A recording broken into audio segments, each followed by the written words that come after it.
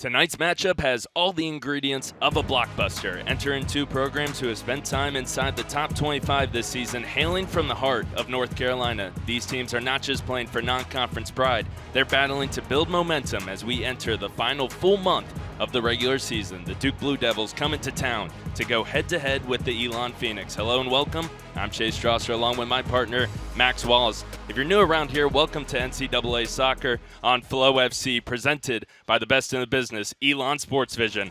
For the men in blue, the veterans Ruben Masalas and Adam Luckhurst have helped lead this team to the #1 ranked scoring offense in the country. You're right, Chase. When you talk about Duke, you have to highlight the veterans. But even when you look at two of the aces in the card deck for this Blue Devils squad, the paths are exceptionally different. Let's start with a senior from Sarasota, Florida, Ruben Masalas, a guy who got the nod to the ACC All-Freshman team back in 2021. He's been a steady leader for this team throughout his time. And Chase, what makes him so good is how available he is. Over 49,000 minutes played. It's an oddity not to see number 12 roaming around the pitch. But where Masalas has been the norm, the new guy has been just as good. Grad student Adam Luckhurst has been all over the South in his college career, starting out at Davidson, then jumping out to South Carolina, putting the finishing touches on it with the Duke Blue Devils. He scored 19 goals in his last 33 games, including 5 in his previous 4.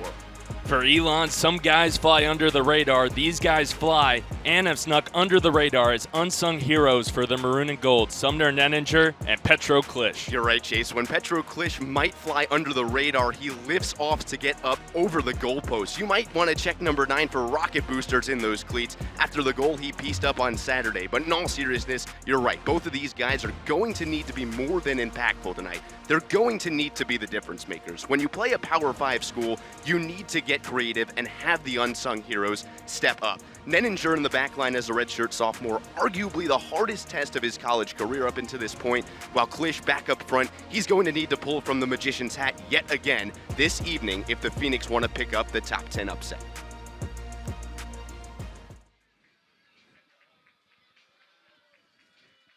As always, let's meet our netminders for the match. On the left, a name all too familiar to the Phoenix faithful, Max. He's a player that might send a shiver down your spine if you've been around this program over the last few seasons, Wessel Spiel.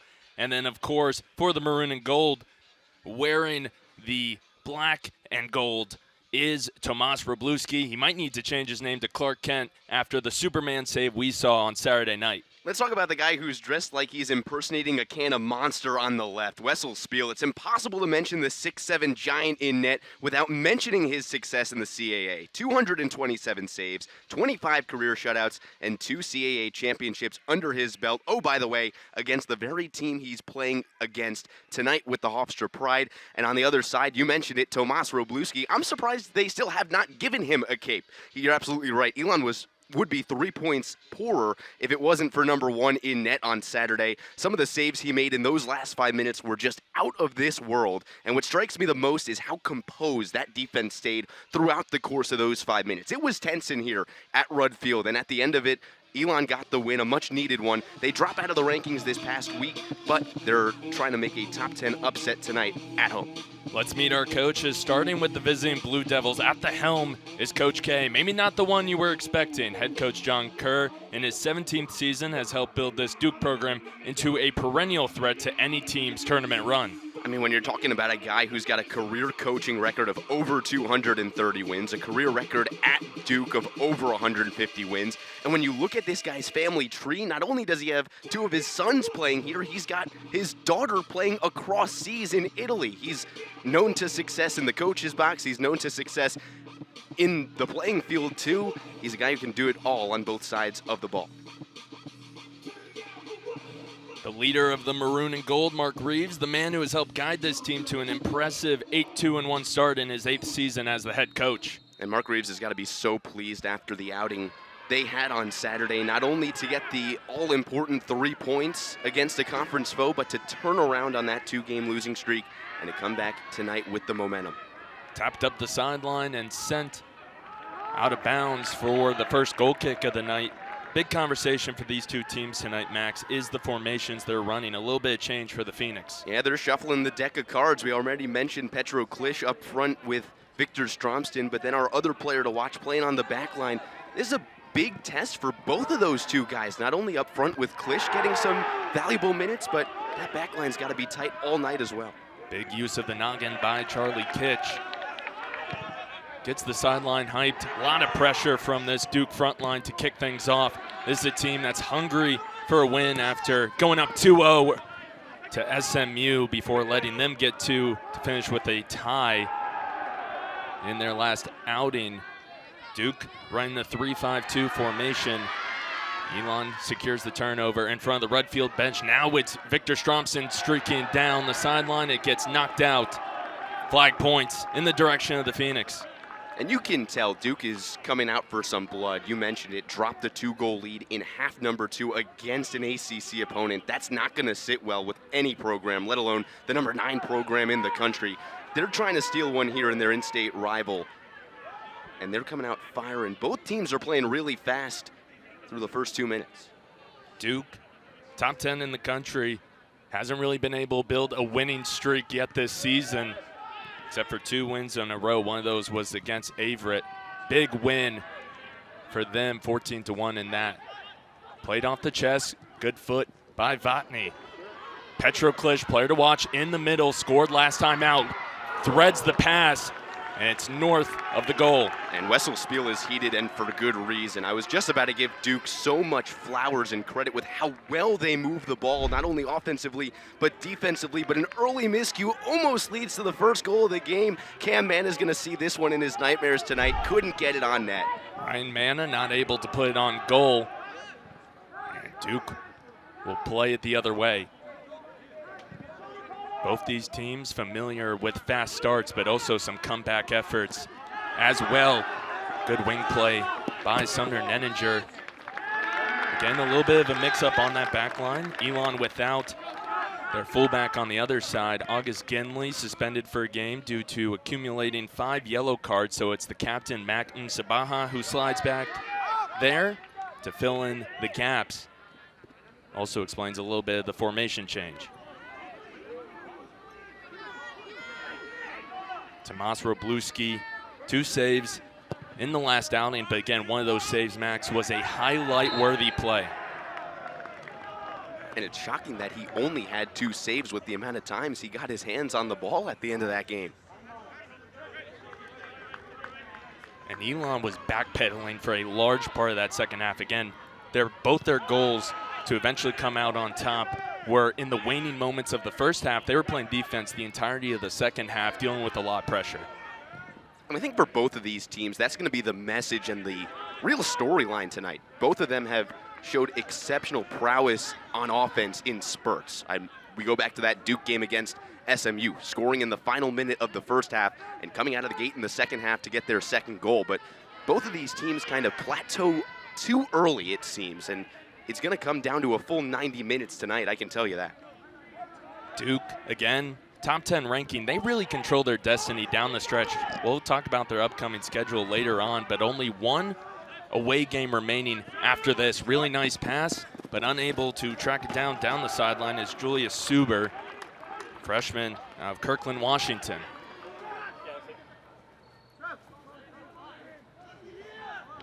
Short throw-in for Nenninger to Vatny, and Nenninger will send it back towards the Duke keeper. Mentioned Sumner Nenninger, a redshirt sophomore, but that's a very heady play. It's going to be all about field position tonight. You don't want to make the first mistake, or really any mistake for that matter. Good defense by Kitch, knocks it away. Duke was heading straight for the box, looking to crack it open early. Elon's doing a great job right now, Chase, of just taking their medicine, not forcing anything, and just being smart with the soccer ball. Dribbling it up, it's one of the captains, Cameron Macedo, again trying to get to Suber. Keep finding themselves in this corner. Nice defensive play, he's gonna knock it out the back line. First corner kick coming up. Again, you see the slide coming in. Really athletic player, Jameer Flowers, has impressed in his sophomore season. Well, we talked about the unsung heroes. It's gonna take more plays like that from the wingman. Flowers really heads up play to get a foot on it, goes for the slide tackle, and first opportunity of the night for either side, it's a corner. Flowers, local of Greensboro, North Carolina, getting his third start of the season. Into the middle is the corner. In front of the goalkeeper, nothing there for the Blue Devils. Does go off an Elon defender, so it'll be a throw-in on the opposite side.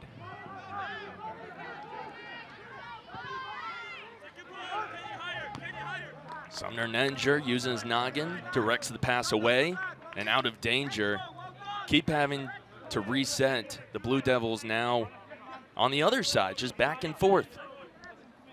We're already seeing a little bit of what makes the difference between an ACC school and a CAA school. Duke's players have had such good anticipation for where the ball is going to be. Even on that last one, it goes over the sidelines correct. But Julius Suber was putting himself in position that if there was a miscue, he was going to be in the right spot at the right time. It's really interesting to see how different they maneuver around the pitch, even when they don't have position. Well, it's a huge topic of conversation, the veteran mindset that surrounds this team. 10 graduate students, a lot of them have been big-time players for the Blue Devils. Nothing there for him this time, and it'll be secured by the goalkeeper, Tomas Wroblewski. I mean, quite literally from top to bottom, Wessel Spiel in the net, and the man we highlighted in the open, Adam Luckhurst, 19 goals in 33 games. Both of those guys graduate students. Starts with the veterans, it ends with the veterans, but you also got to highlight the underclassmen in the middle of that. Guys who aren't afraid to be unselfish with the ball, setting their teammates up. You got to think for some of these players, seeing Wessel Spiel on the other side back in net, it's got to be a little tricky seeing them in the green for the Blue Devils. Bet they're thinking, we just got rid of this guy, now we got to go against him again? And this is Spiel's return to a CAA foe. Foot race for it, and that's the type of play you can get with Mackin Sabaha as your fullback. Now some runway for the Phoenix. Open space, they'll take their time. Tapped up to Stromston from Petro Klisch. Stromston has to play it now, dealing with it. Double teams, spins out of it, but crowded. Great defensive stand from the Blue Devils, who seemed out of position there. Now it's another good play, having to be kicked away by Wroblewski. Chaos back and forth already. Now here comes Nenninger, all the way from the back line. Taking himself, he'll tap it to Petro Klisch. Klisch trying to chase it, tapped out bounds by the captain, Cameron Aceto.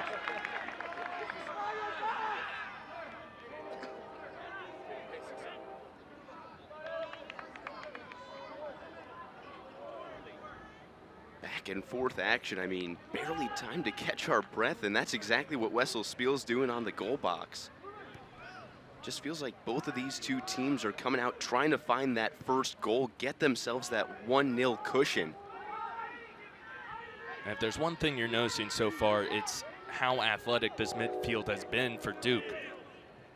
Both sides even, I mean, we saw it on the last two possessions for either side, streaking up and down the field. And Chase, we're only 9 minutes into this thing. There's still a long way to go until half. I bet you the benches get emptied at some point or another. All the way over, curving pass. Blue Devils playing off the chest. Mackin Sabaha kicks it out of bounds.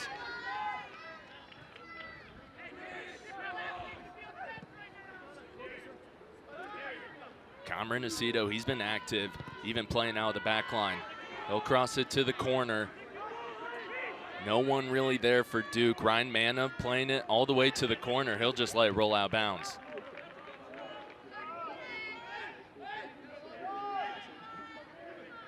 Good box out that time from Manna, gets himself the throw-in. Again, one shot already for Elon from Ryan Manna. Dribbled into center field. Now out to the wing. Facing the double team. Pass in. Turned away by Donlin. Top to bottom, really good defense. You got two guys on the ball, and then you got a brick wall, and Donlin right in front of the attacking line for the Blue Devils. There was nowhere to go on that last possession, and what was so critical about it is the offensive drive started with an Elon miscue. Now dangerous territory. Tomas Wroblewski just has to boot it back up to the center circle. Kind of a miscue from Nenninger, and Donlin almost put it in play for the Blue Devils. And you see it so early on. Duke is a team that if you make the slightest miscue, if there is any sort of loose ball in the middle of any position on this field, they're going to turn it into an extra possession. And for the Phoenix, they came out firing on those last two trips down the field, you'd call them. But you've got to get the ball back in your possession, put some pressure on Wessel Spiel and this Duke defense right now. Well, holding these Blue Devils off the board will be near impossible for Elon. They're going to have to play one of their best defensive games of the season. Duke has scored in every single matchup this season. Although their defense has only shut out an opponent once to go along with it.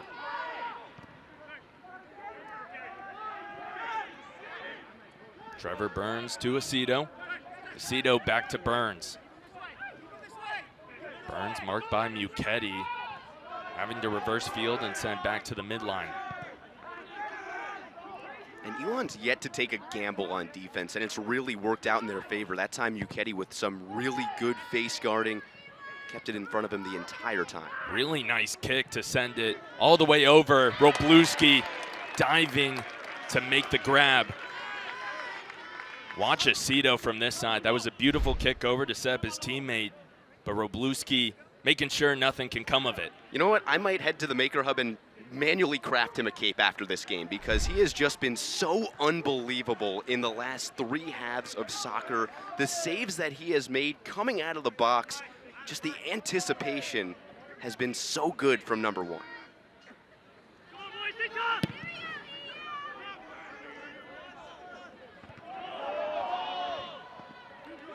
That's Nikolai Bull Jorgensen that got up to put his head on it.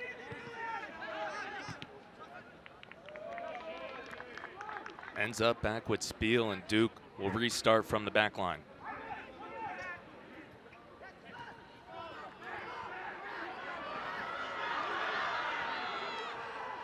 Almost lost it for a second.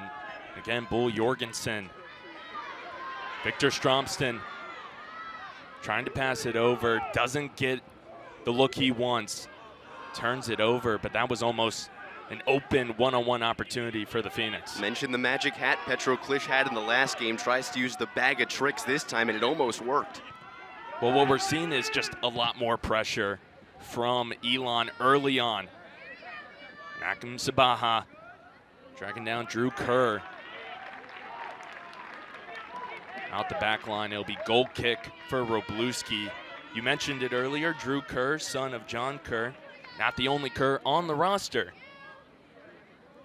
Cameron Kerr not yet on the field just yet, wears number 6. It's the last hurrah for those 3 all on the same team, as Cameron in his final season as a graduate student for the Blue Devils.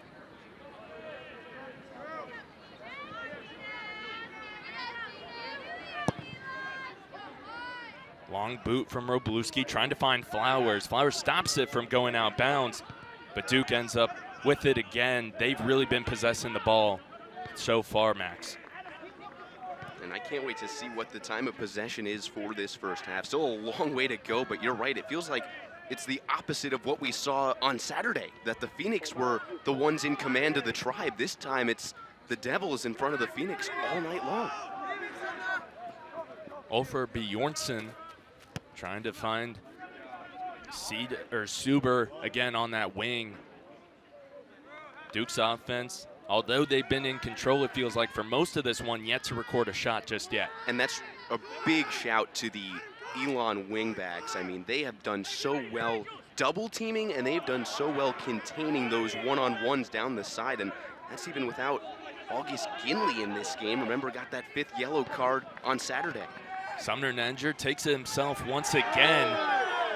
Tries to get it to Jameer Flowers. Instead, Ryan Manna gets tangled up with the defender and will hit the deck. Foul's going to go on Julius Suber. Bang, bang play that time, and just a little bit too much contact with the body. Good job by Manna to draw it. You mentioned it, it seemed like the Phoenix didn't have any sort of offense going in their direction. Here's your first chance of the night. I would say it's an unlikely shot for most players, but Vatney with the free kick can do some magical things. Vatney, curving shot, Wessel Spiels there. Lands in the breadbasket for the keeper.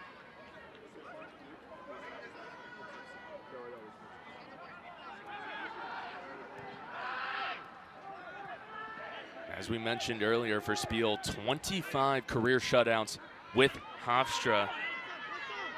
Started 75 out of the 75 games he appeared in. Then you look at his numbers this season, and they have dipped a little bit, but you and I were talking prior to this game with how fast Duke's offense moves. It's almost like saying, if you can get behind us, you can have the goal. But we're going to put up 2, and they come into this game averaging 3 a game. They're a team that's not afraid to take a lot of shots. Nice back and forth with the Phoenix. Mana and Stromston. Now they'll try the other side. Sumner Neninger into the middle. Off of Mana's head. Elon's yelling for the corner. And they're not going to get it. They're going to say it came off of Mana's head. Not sure if it was a designed look to try and get it to the end line off of a Blue Devil, or it was just an improvisation that time by Mana. Either way, I don't hate the craftiness. I mentioned it in the open, Chase. To beat an ACC team, to beat a Power 5 team, you're going to need to get crafty. You're not going to be able to do it with the pieces that are always on the table. Wolfer Bjornsson. Wolfie gets behind the Phoenix defense. Duke looking for him again. They can't find him. He gets knocked down right near the goal box. Elon, though, on the other side, still playing on. That was a really dangerous play and almost opened this one wide open for the Blue Devils on the road. You're not kidding, considering that was oh so close to being a handball and an instant penalty kick opportunity. Now it's a foot race to it. Ryan Mana wins. He gets tripped up right outside the 18-yard.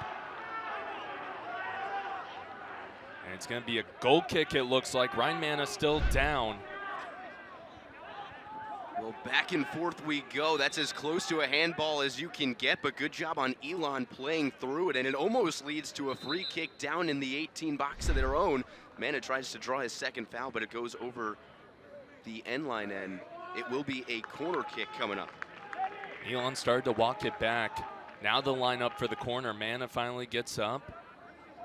Heads into Mia's teammates in the 18-yard. Elon's had some success with this. It certainly helps when you got two guys at 6'5" and a 6'7" Victor Stromson in the middle. Ryan Mana gets a foot on it, but Duke defenders in the way. Still alive for Elon. Tap to the other side. They'll find Muketti. Marked up by Suber, forced outside. Neninger, and Spiel raises to find it.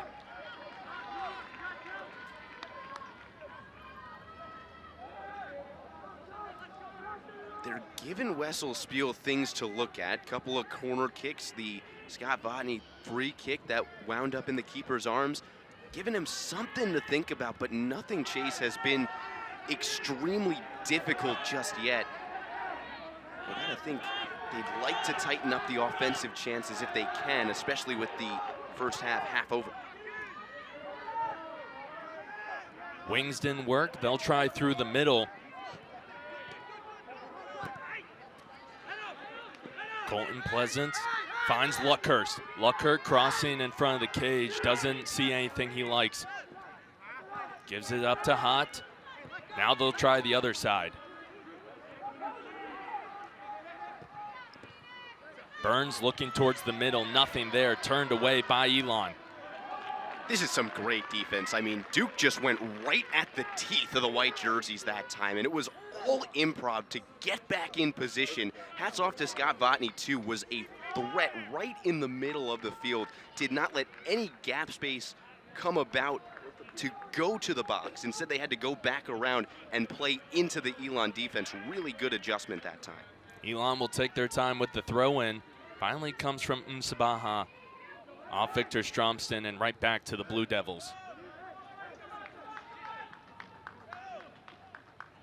Again, give Elon's defense credit. They haven't given up a shot just yet.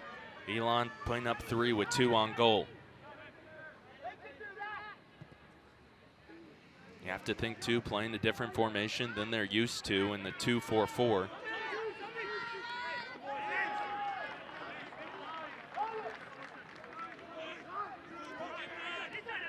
Nenninger with a little bit of green. They've been giving him some space to work with. I think that's because they want them to make a mistake in the middle. They have that locked up from pretty much where Wroblewski stands to the midfield stripe. Off the head of Aceto and out of bounds, throw in for Nenninger. In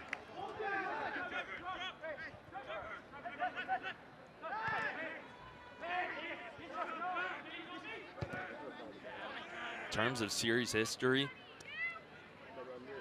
an in-state matchup.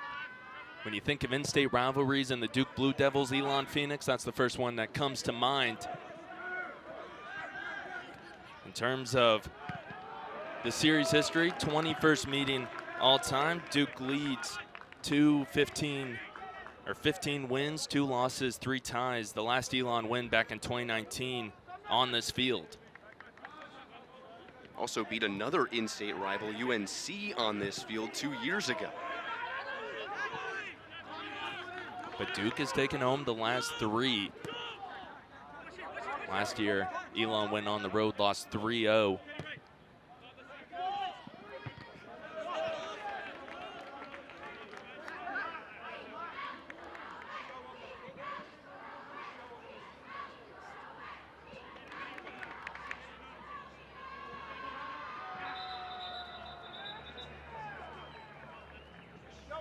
Whistle's blown.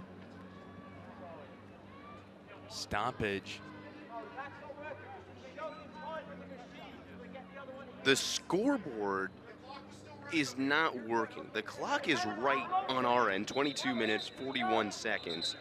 But as you can see, the scoreboard here at Rudd Field is out of commission for the moment. And for these players, how good must it feel to get a free timeout out of this?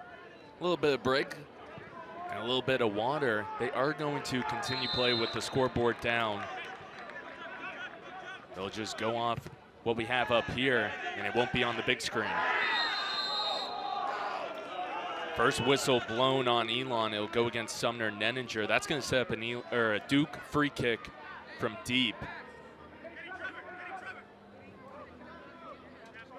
It'll be taken by Keenan Hott, the junior of Lincroft, New Jersey.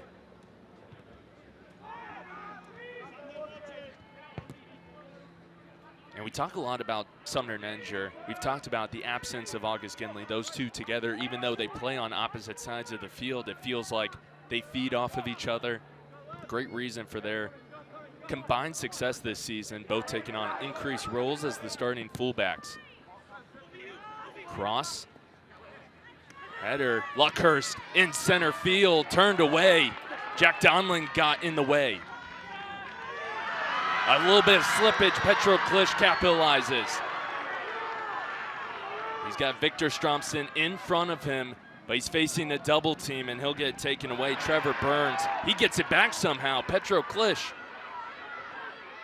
Petro Klisch out to the wing. Now Elon will try the crosser. In front of the cage, looking for Jameer Flowers, almost had him, went right over his head. Now it's Nenninger, wide open space. He'll take a shot, deflected off the defender. Gave it a weird spin, but Wessel Spiel, really nice stop. I think Sumner Nenninger wasn't aware of how much space he had. I mean, he looked up and there was a red carpet of green grass in front of him. Just took that extra second and it might have cost him the upper right corner of the net. You can see him clench his fist, but he's gonna back pocket that one. Oh, so close to making it 1-0. And then if that wasn't enough, he almost got an assist from Keenan Hott off his hip.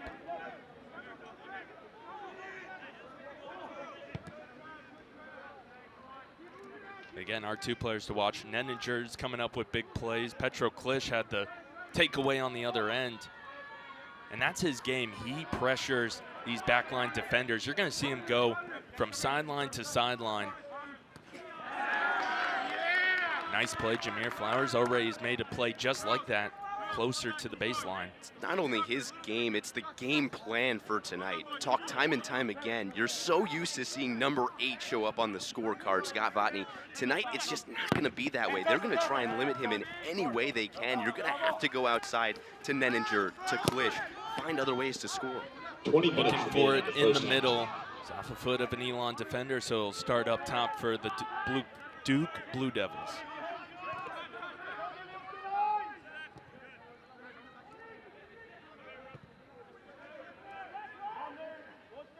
Dancing on the wing with the captain, Magnum Sabaha. Up top to Ruben Masala, another one of our players to watch. Had 2 assists on those 2 goals in their last game against SMU. Cito out to the corner, blocked by Flowers. Give Jameer Flowers a lot of credit. He's come up big defensively tonight. Both of the guys on the side, I mean, you talk about Jameer Flowers. We haven't even really mentioned Magnum Sabaha playing in that back line, playing on the far corner. Head coach Mark Reeves is pretty much just taking away your 2 furthest offensive attackers, saying, come right at us in the midfield. Diving header by Charlie Kitch, getting in the way of Luckhurst. Luckhurst is just dancing in the middle of the field looking for open opportunities. Hasn't found one just yet. I mean, when you've got so much trust for the guys on the end, you can really just isolate him in the middle. Duke still trying to find a hole in the middle. Hasn't found it yet. Has recorded their first shot of the night.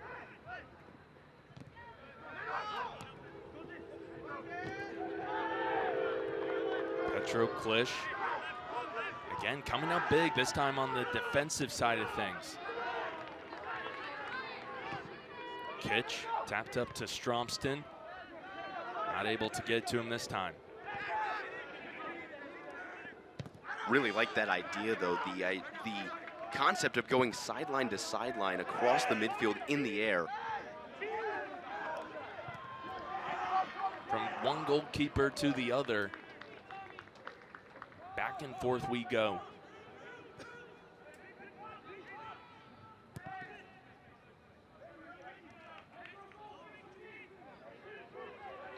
Cameron Aceto, the captain. Offsides call on Duke. They had Luckhurst streak in there. Went over the head of Donlin. That doesn't often happen. Certainly doesn't, and it's one of the biggest breaks of the night and a game changer. I mean, that is in the breadbasket of one of the leading scorers on this Duke team, if that is a half a second in front of him. Tough break for the Blue Devils.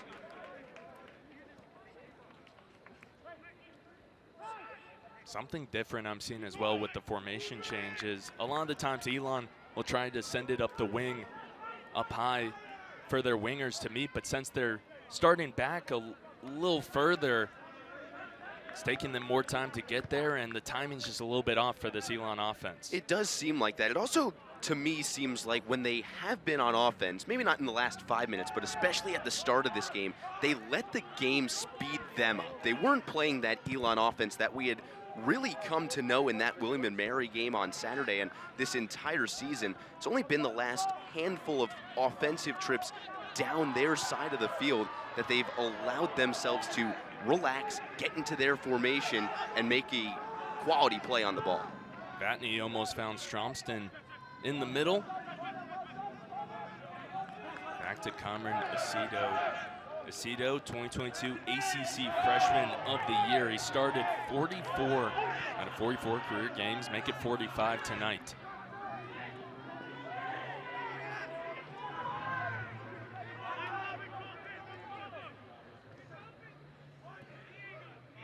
Again, Duke not able to solve the Elon puzzle yet.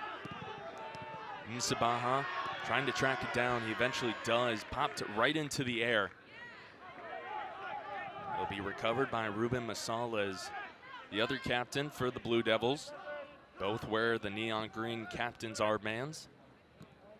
Duke's gotten it through a total of twice, once on either corner, and it's hit a white jersey both times. Cito runs into Vatney. Now it's Suber in the corner. Too much on the kick. Trying to find Drew Kerr on that other side, but Malcolm Sabaha has been playing fantastic defense all night long. Technically a new position for him, but he has really thrived. 100%, and that is just frustration that time by Suber. You're trying to get to the middle, going underneath your defender, and nothing's working. So what do you try and do? Instead of trying to go straight to the middle, how about we tic-tac-toe our way inside, well too far over the head, and then that man on your screen, he can fly. He drinks a Red Bull before every single game with the wings he possesses, just gets right back to the soccer ball, makes a play on the outside, and wins his team a throw-in.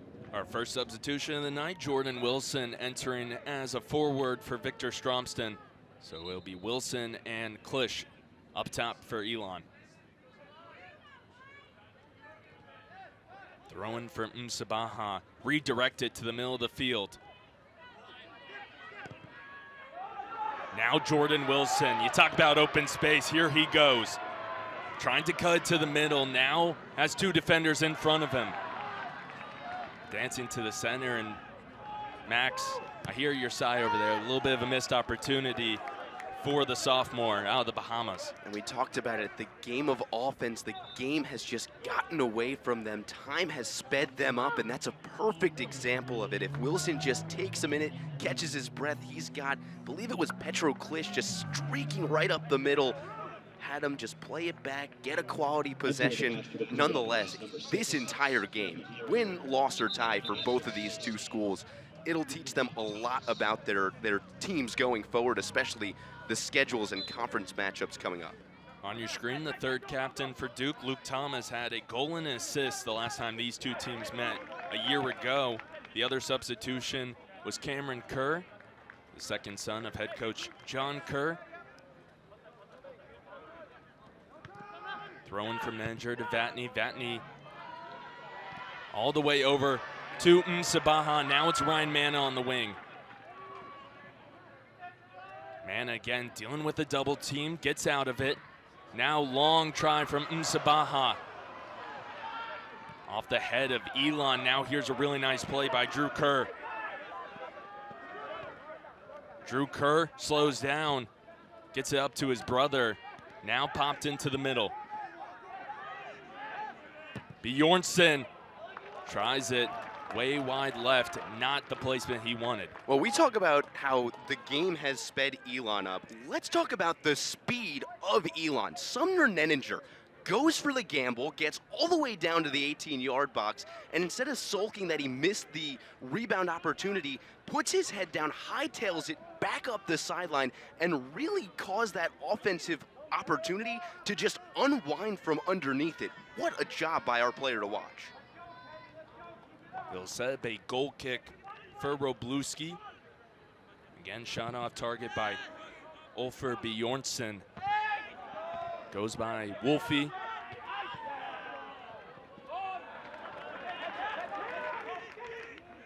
They're gonna say Elon possession. Phoenix try to restart quickly. Nice slide by Keenan Hott. Again, this ball's just been pinballing back and forth. Nobody really able to find an open lane. This is a big possession for Duke if it results in any kind of points. Remember that play by Hott minutes ago. Off an Elon defender. So corner kick for Duke.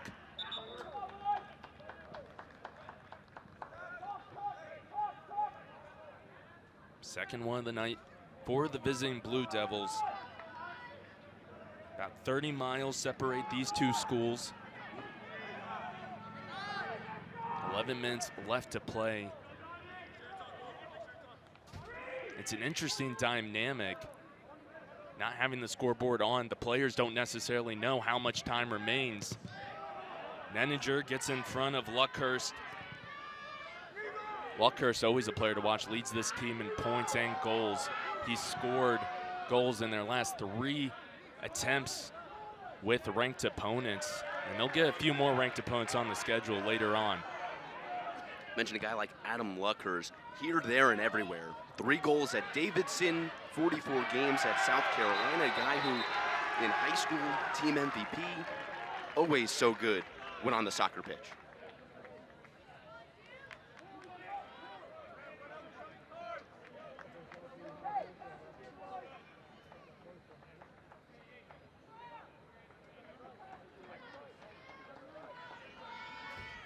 Throw-in for Msabaha, finds Wilson. Ends up back with Msabaha. Out to the wing with Mana. Mana looking for the cross. Good defense by Ruben Masales. Step for step with Mana down the wing. And he won the throw-in. I mean, the defense by both of these sides, especially on the wing, play after play, it's just who's going to blink first and who's going to blink in the final 10 of this first half. Ruben Masales, the lone member of the Blue Devil squad, ended up on the All-ACC watch list for the preseason. Always a player to watch and someone that is cemented himself as an important aspect of this Duke team that's trying to continue their streak of making it to the NCAA tournament. Then you mentioned over 5,000 minutes now in a Duke uniform. Impressive. That almost supersedes all of the accolades that you can have if you're available that much of the time, if you're making yourself that big of a threat. Hats off to the man out of Duke. Masales also had an assist against Elon a year ago. Into the middle. It's Charlie Kitch making a fantastic play, as he always does, in the center. Here comes Petro Klish. Elon didn't finish an opportunity just like this earlier. What can they get out of this? Petro Klish working against Masales. That's a tough matchup for Petro, the senior out of Chester, New York.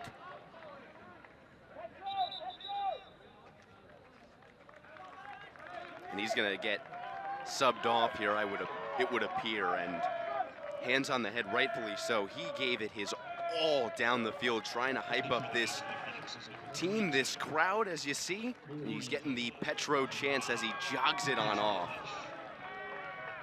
Corey Philpott, the freshman, subbing in for the senior. Corey Philpott, now his 11th appearance for the Maroon and Gold this season.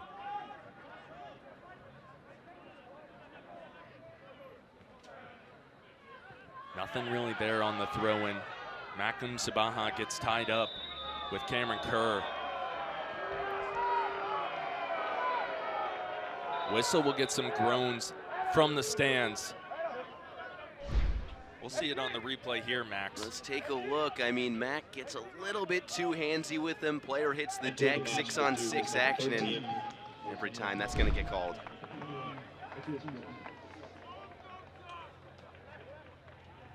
Nicholas Wooder and Jose Ortega subbing into the game. Ortega, quite the soccer background.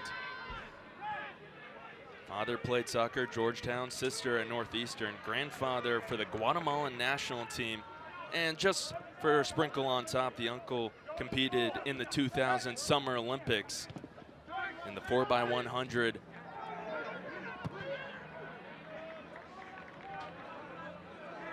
I mean, you break down the bios of all the guys on the field, all 22 of them from either side, and it would be an arms race to determine who comes from a more athletic family. It is incredible what they have all accomplished in their times.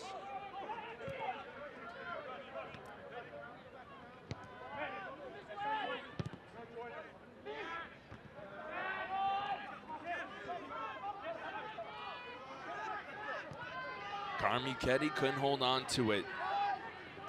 Duke back with it in the middle with Keenan Hott. Hott thought about darting past Muchetti, instead just gives it up to his captain, Aceto.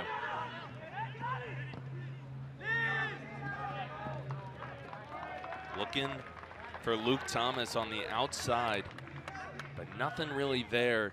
And that's been the story all night. This Elon defense doing a good job shutting down not only the wings, but the middle of the field for the Blue Devils. Tell you what, partner, it's been a staring contest. It's just a matter of who's going to see the ghost in the room first and look away for that split second.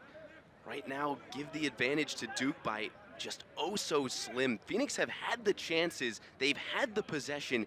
It's just a matter of turning it into quality possessions. Where Duke has had it for maybe less time over these last 15 minutes, the quality of the chances has just been slimly better. Off the foot of Wilson, Ryan Mana with his hands up, wants a call. He's gonna get it. It'll be a free kick by the CAA logo. If there's anyone more selfless than Ryan Manna these days, I'd love for you to point him out. 80 takes another hit, draws another foul, and at this point he's just confused why it's always happening to him. Ryan Manna, an assist in their last game. That gives him 5 points on the year.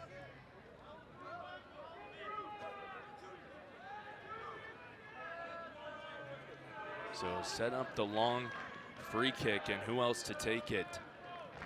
Scott Vatney. Not often do you have such a frequency of highlights off the free kick. Vatney off the header. Ryan Manna finishes it.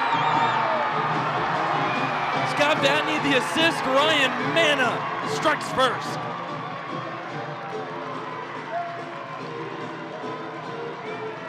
You mentioned the long list of highlights. Add another one. Perfectly placed, Manna in the perfect spot, and just capitalizes. Back of the net, a beautiful play head to toe.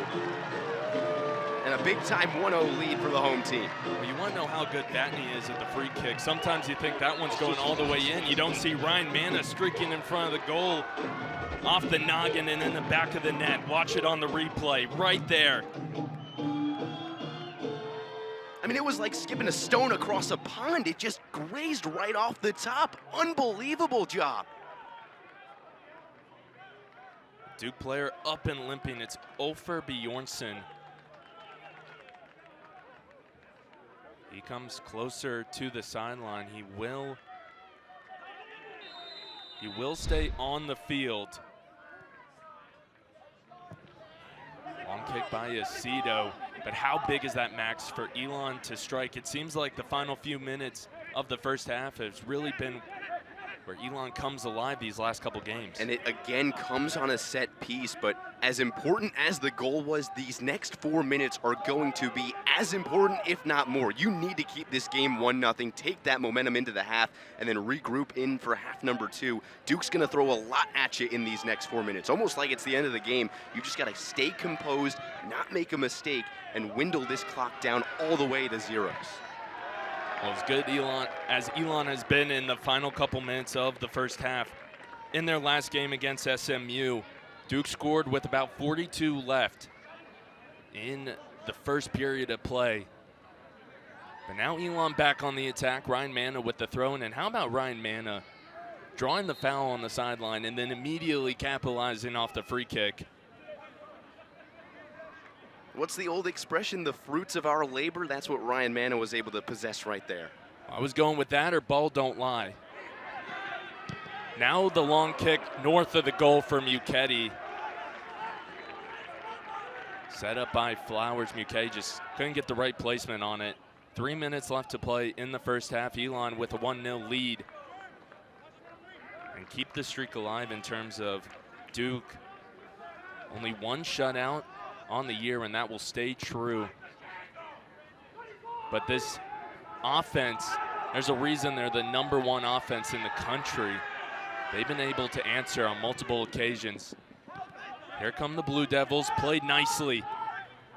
Kerr out to Thomas. Thomas darting back towards the middle. Great takeaway by a combination of Elon defenders. Well, the man on the outside, number 6, is human after all. That was the first gamble that he took, lost it, and realized he didn't have anyone else behind him, but able to recover in time.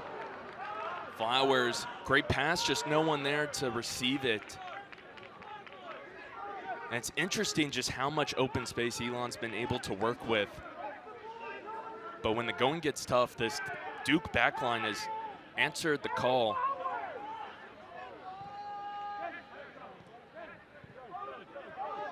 It's interesting the kind of game Duke plays, because on the back line, they play kind of a search and destroy level of camaraderie in the back. We'll finish that thought in a minute.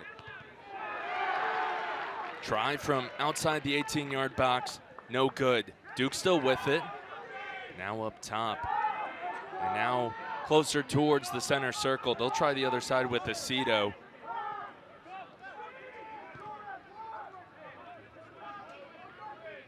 One and a half left to play. Long try from Duke. Luke Thomas off the rebound, taps it to the wing. Now Kerr Skies it over. Nicholas Witter isn't there to receive.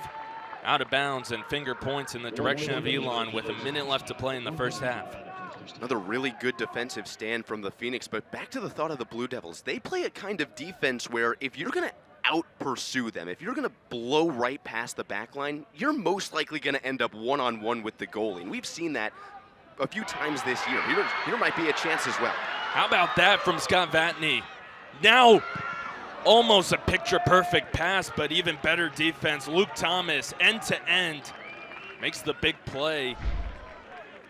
I mean, watch this, the header from Scott Vatney. It seemed like this is one of those opportunities you were talking about. Really good pass.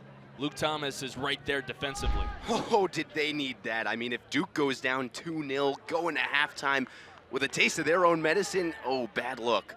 10, 9, Throw in with 8, 10 seconds 7, left. 6, No real 5, opportunity for 4, Elon. 3, Rakim Sabaha 2, had a foot on it, now pops straight into the air. The clock will run out. Again, scoreboard off for the player, so just going off the sound of the PA. That'll be the end of the first half, but how about the score by Elon to make it 1-0 Max? And it once again comes down to that last effort, that last push. The goal they scored on the free kick was the last offensive chance they had before we finished 45 minutes. They capitalize on it, and enough cannot be said about Ryan Manna. Selfless play, pays it off with a goal, and now it's all about a fresh 45. 1-0's the worst lead to have in soccer, but if you're the Phoenix having it over the number 9 team in the country, it's gotta feel pretty good. Took the words right out of my mouth.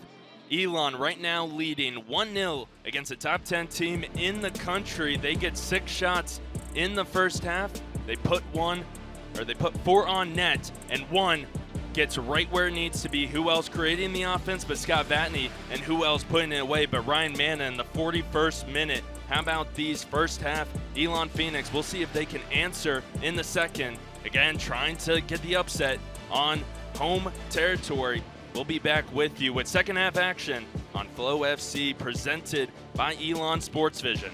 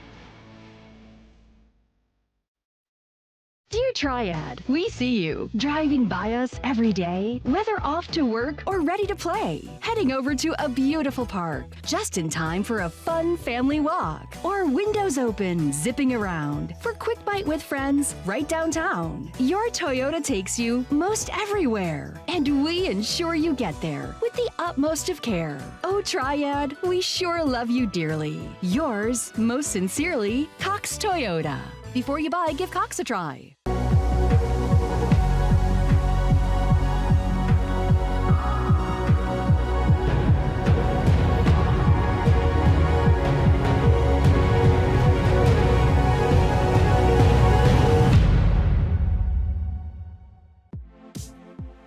Be a part of the vibrant culture of Elon University, where personal connections propel your journey.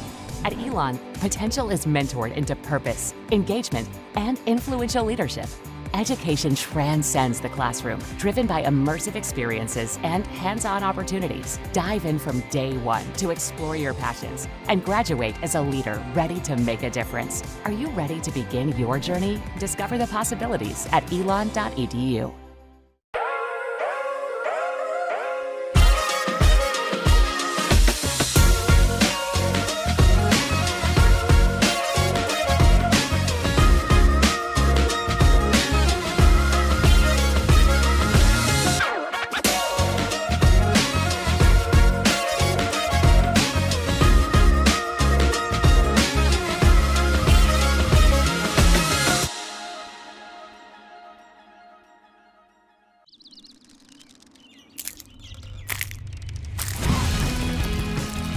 Hampton Farms peanuts, roasted with delicious flavor inside the shell.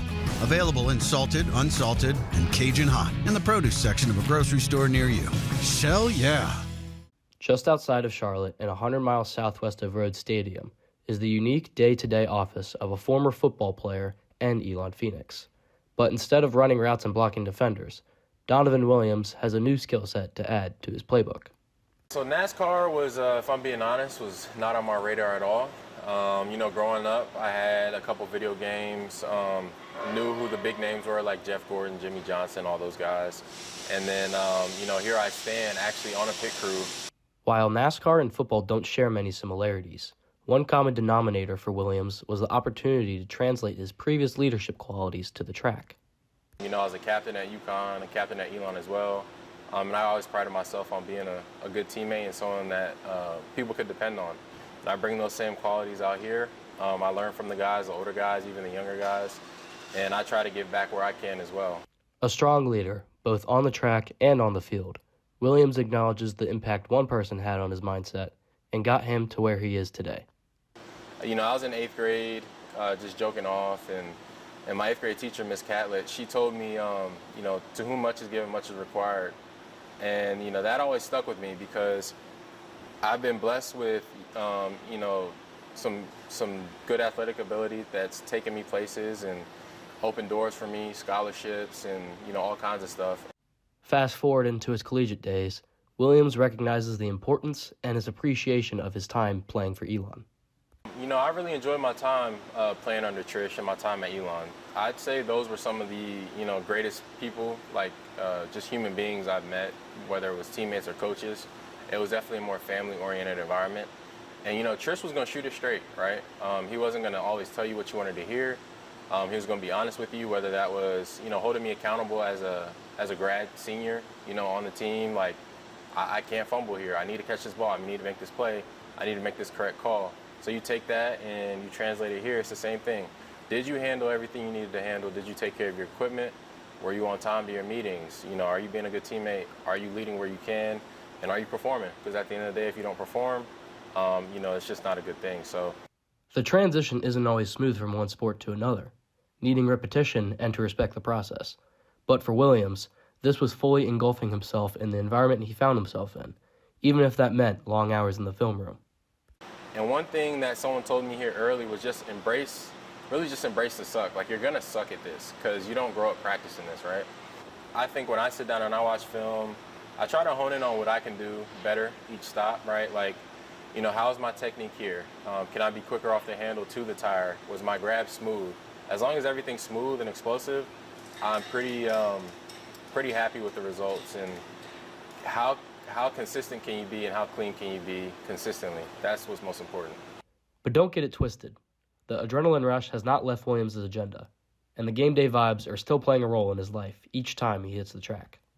It's go time. It's just like game day, right? You want to get locked in, have tunnel vision, make sure your teammates are good, you step up on that wall, and all I'm telling myself is, just be clean and dominate the rep. Be present for that, 8 to 10 second stop.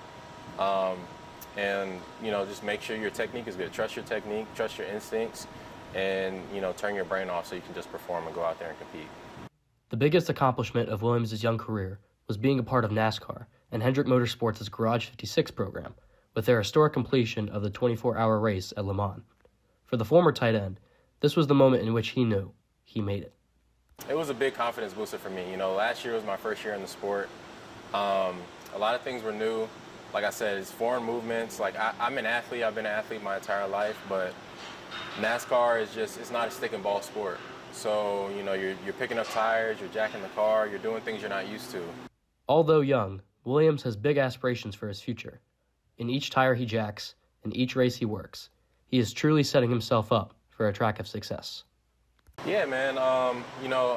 Like you stated, I'm early in my career, but my end goal is to be winning championships on a house car here at Hendrick. That's always the end goal. I'm a competitor. I want to do this for as long as possible and as long as my body will allow me to. And then, hopefully parlay it into a career up top in, one of the offices or in a corporate position. Just figuring that out now, right? So making connections and shaking hands and being as present as I can and making the most of opportunities, and we'll see where it takes me.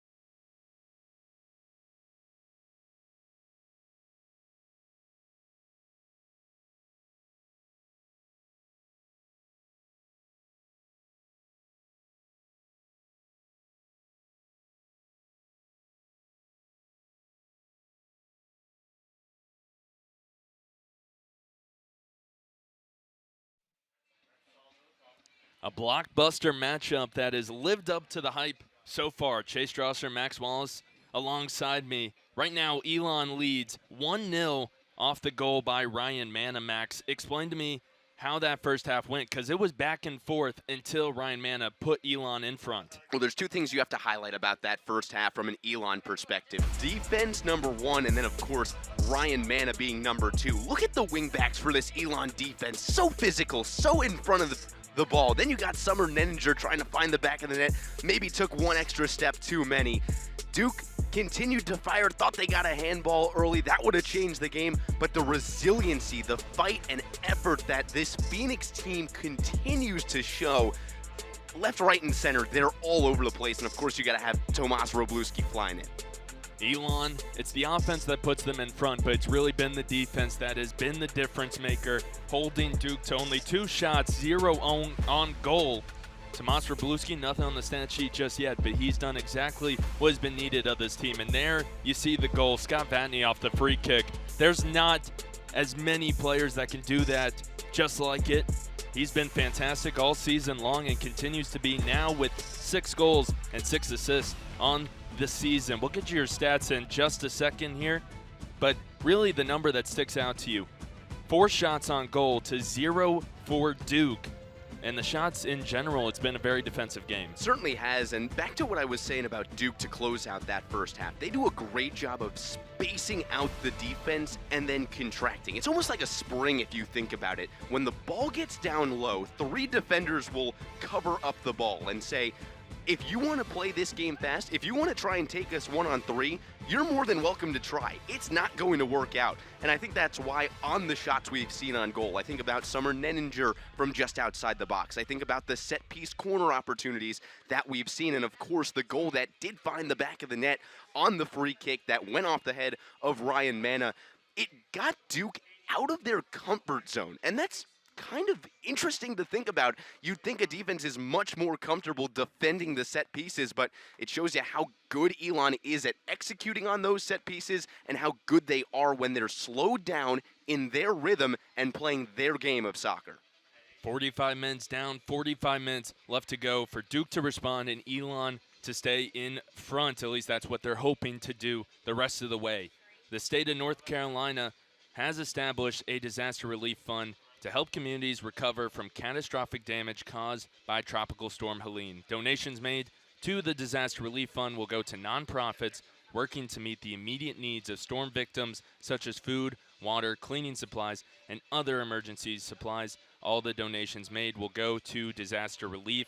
To donate to the Disaster Relief Fund, visit nc.gov/donate. That's nc.gov/donate. And on the Elon side of things, the Elon University Department of Athletics will hold a hurricane relief drive on Saturday as Elon football hosts New Hampshire and Elon volleyball hosts Campbell on campus this weekend. All individuals donating an item will receive a free ticket to those games. Elon is accepting all the following items at both home events on Saturday to assist those affected by Hurricane Helene in western North Carolina. Non-perishable food, household cleaning items, bottled water, hygiene kits, baby supplies, and blankets. Again, that's during the games on Saturday this weekend here at Elon. Again, 45 minutes left to play. Duke has never gone quietly this season, and surely they won't tonight. It's going to be a tough, hard-fought matchup the rest of the way. Happy to be with you here on FloFC. Chase Strasser, Max Wallace for the remaining 45.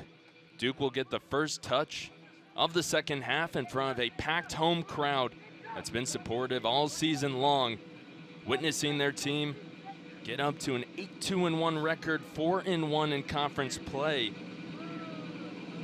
And they've got quite the gauntlet the rest of the way, just how they like it.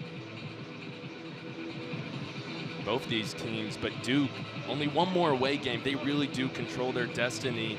And they're looking to continue the streak, the success they've had over the last couple seasons. 5 straight seasons, a trip to the NCAA tournament. But this year they want to finish the job. Certainly do, and you mentioned only having one more away game after this. They need to really clean up what they're doing, especially in ACC play. They come into today 4-2-3, but 2-1-2 in ACC play, 9th in the country, with that marker of being the best scoring team in the country. But they've got a long way to go if they want to climb the ranks against ACC opponents. ACC, kind of the standard when you talk about men's collegiate soccer. Right now at the top is Pitt at 10-1, 4-0 in ACC play, 6-0 at home, undefeated. Duke, another team that's had a lot of success at home over the last couple seasons, but trying to get the answer, the equalizer right now on the road against Elon. Sounds obvious, Chase, but if you're the Phoenix, I would love to see them get hyper-aggressive in these first 5 minutes. Not put yourself out of position aggressive, but take some chances that you wouldn't. Try and find a second goal. Give yourself that additional cushion because you know, you said it, This is a Duke team that has not gone lightly all season long.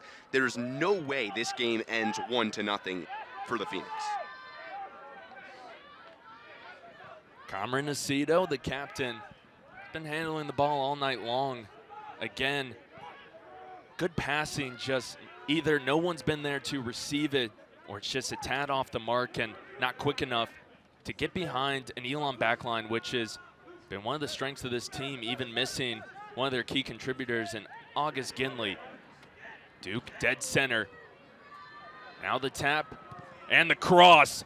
Can they answer early? It's bouncing in the middle. Duke, they'll take a shot, and the ricochet. Duke, the answer early in the second half. And who else but the player to watch, number 26, Adam Luckhurst, doing exactly what they did against SMU, adding the equalizer early out of the half. And it's the first time we see players get out of position. You're gonna see the finish here. Beautiful touch in the 6-yard box. Beautiful finish by Luckhurst. No luck needed on that one. But prior to that, Malcolm Sabaha played up on his attacker, gets to the other side, and out that way, Jameer Flowers also took a gamble.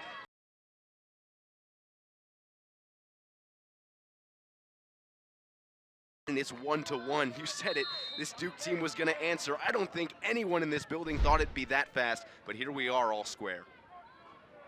Back where we started, it's like it's a whole new game already.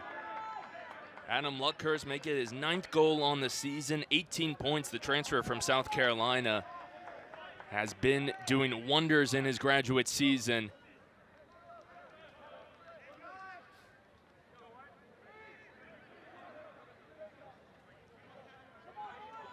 Now Elon looking to answer on their side of things.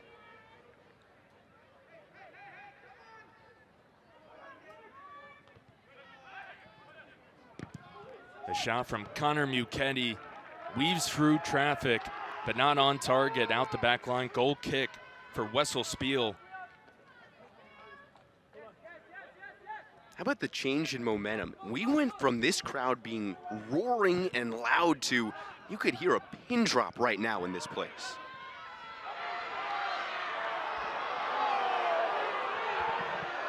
Sideline, crowd, players. No one really loves it, but Duke player down on the ground. Jameer Flowers tripped him up. And on that goal, the assist by Ulfer Bjornsson and Drew Kerr. I don't know about this one, Chase. That's just Jameer Flowers playing the ball. I mean, he's on top of it and then gets run over. Ticky-tacky foul, and it's a game it's just been decided and been so physical. Surprised that got called here in the early goings of the second half.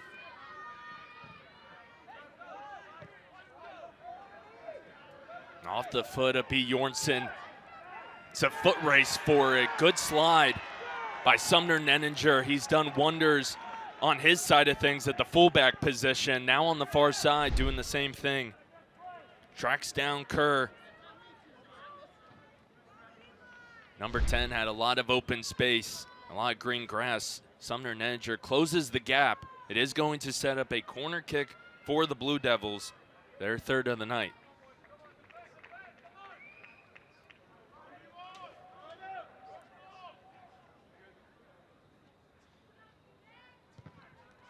Corner kick right there on the doorstep. Tomas Wroblewski continues to impress. It's like a pack of C4. He just reaches up and blows the whole thing up with the right hand. Look at number 1. Elevate, bop it out of the way. Really good job by the keeper. I mean, again, that was knocking on the door. Duke almost scores 2 in the first 5 minutes of the second half. I mean, over the last couple games, momentum has been such a huge part of the way Elon has played games. For Duke to come out, Max, and immediately equalize this game, what does it mean for the rest of the way. Well, we came in saying that these two teams thrive off of instant opportunity. Elon's a team that, we talked about it before even starting this game, has scored twice now within the first 70 seconds. Duke, a team that scored in the final minutes against SMU, and then in the opening 5 minutes against SMU in the second half. They rely so heavily on those moments of mountains. It's now a game of 1-1, 39 minutes left ahead of you. Who can sustain the energy for the entire 39? Because I don't think one goal for either side is going to make either coach convinced or happy. Passed all the way to the opposite side. Crosser. Tomas Wroblewski flies out once again. Superman dive. Keeps the ball out of the net. But now whistle's blown. We're going to see the replay here. Tomas Wroblewski continues to get it done. We mentioned it on the last save, the right hand. Now they're saying, believe that might have gone out of bounds, but Max, what can you say about Wroblewski that hasn't already been said? It's fitting that he's dressed in black because he has just been the venom of this Duke offense tonight. Another great save. It gives Duke a corner kick, but my goodness, he's so good. Corner kick off the head of Stromston. Ricochet up top for Vatney, who will send it up past the midline and out of bounds back to his coach. Throw in for Luke Thomas. He'll give it up to Spiel. And while we're on the topic, what a look by our ESV replay and camera crew, working hard all night long, supplying all of the great looks, led by Patrick Cunningham. They're an A+ team, as Chase said at the top.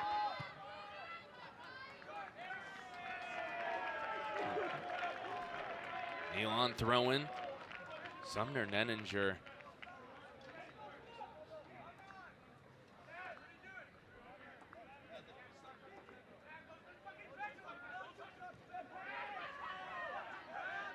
Good throw in.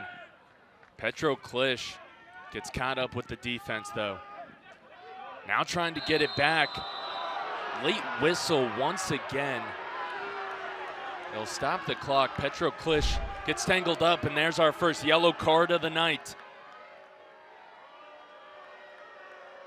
Well, I don't know about this. Maybe there were some extra words said. Maybe there was an angle behind it that we didn't see with the right hand of Petro Klish. But again, I said it 2 minutes into this second half, and Petro Klish is almost as baffled as I am, which is shocking because he's the one who got the foul. But this game has been so physical the entire night. I am shocked at some of the calls that have been made in these first 8 minutes. They'll set a Duke free kick in the center circle. Petro Klish, first yellow card between either of these teams tonight. Elon played a clean first half. Yellow card's been a problem all season long, but they've done a lot better over the last couple. Cross to the center. Header by Kitch. Now sent to the center. Elon, though, gets out of danger.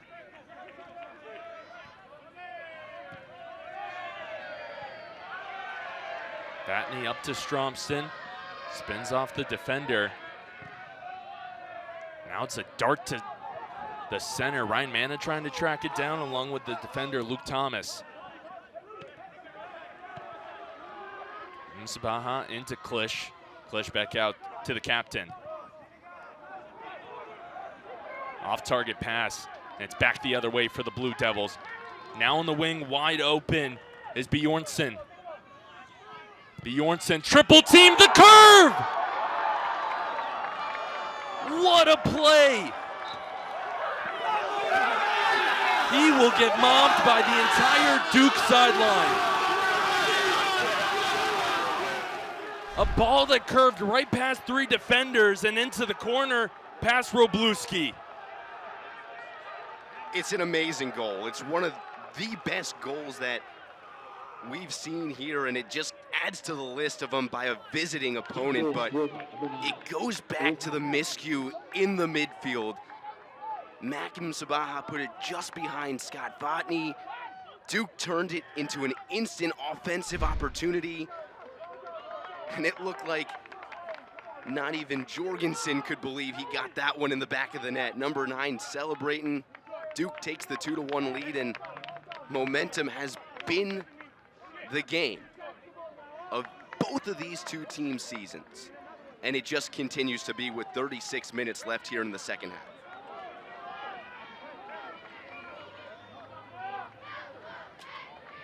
The one-time ACC Player of the Week came into this season as a top drawer soccer, top 100 player. And what a highlight reel play to get in front of Elon. Here comes Petro Klish. Crossing in front of the middle, gives it up to Msabaha. Still alive for Elon. Really good defense by Duke. And now a forceful hit. Another Duke player goes to the ground. Msabaha has some words for him. I don't think the captain loved the player in Duke blue getting in the way. You're going to see here that Luke Thomas kind of blocking Msabaha, and then Ryan Manna comes out from the side. A little bit of a shoulder to the chest. But it is going to be an Elon free kick from out wide.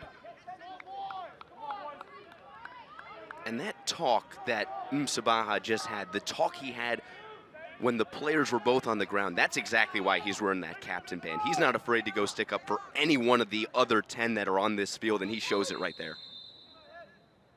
Whistle blown. Vatney, free kick. He ends back up with it, and he'll send it to Robluski, being chased down by Luckhurst. Skies it, trying to find Manna. Goes over the head. Now Kitch gets ripped down. Play continues. Somehow the ball stayed in bounds.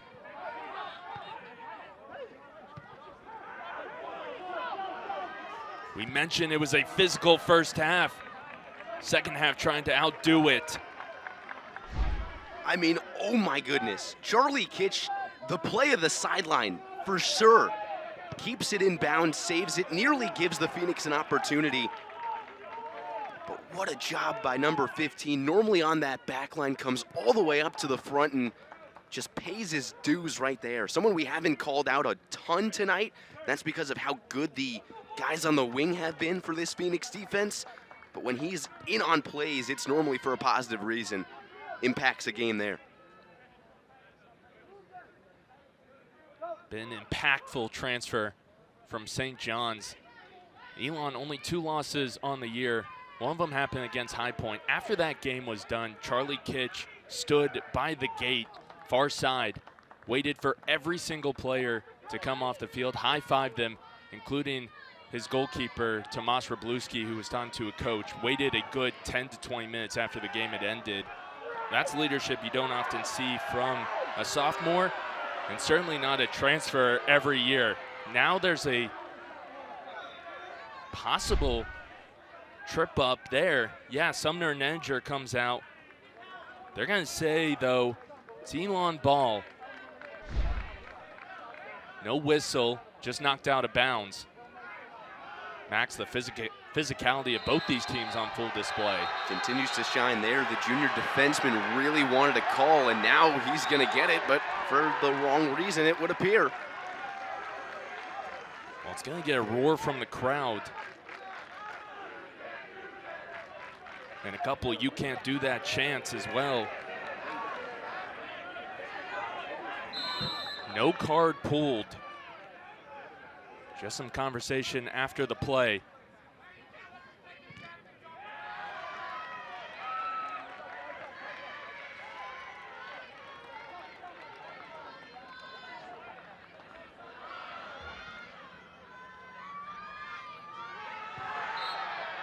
Tug of the jersey, whistle finally blown.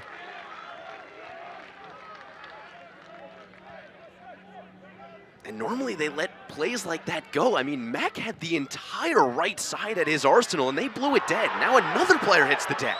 Ryan Manna took a shoulder to the chest inside the 18-yard box. He was covered by 3 defenders. Max, I see you're surprised. Are you surprised that that's not called a penalty kick for Elon? Every single time, I mean, both players, it was a foul drawn by Ryan Manna. Both players are on the floor with the ball still in the air. That's a foul 10 times out of 10. I don't know how that doesn't get called there. It ends up going off the head of Nikolai Bull Jorgensen. Bull Jorgensen on the back line has transitioned from a midfielder to a premier defender. Ball kicked out by Msabaha, goes off the roof to our left. New ball in for the Blue Devils.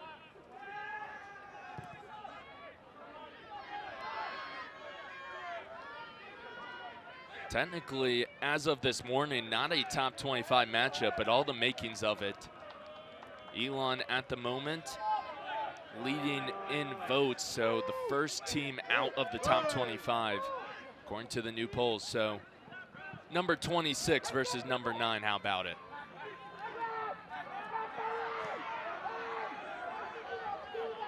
Now the Duke sideline wants a call. Play continues. Pass into the middle, almost taken away. Elon will try the other side.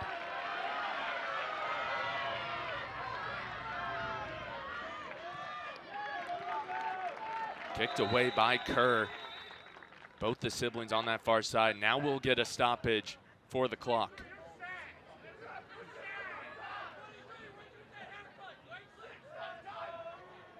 Referee coming all the way over from midfield to come talk to the Duke head coach, John Kerr.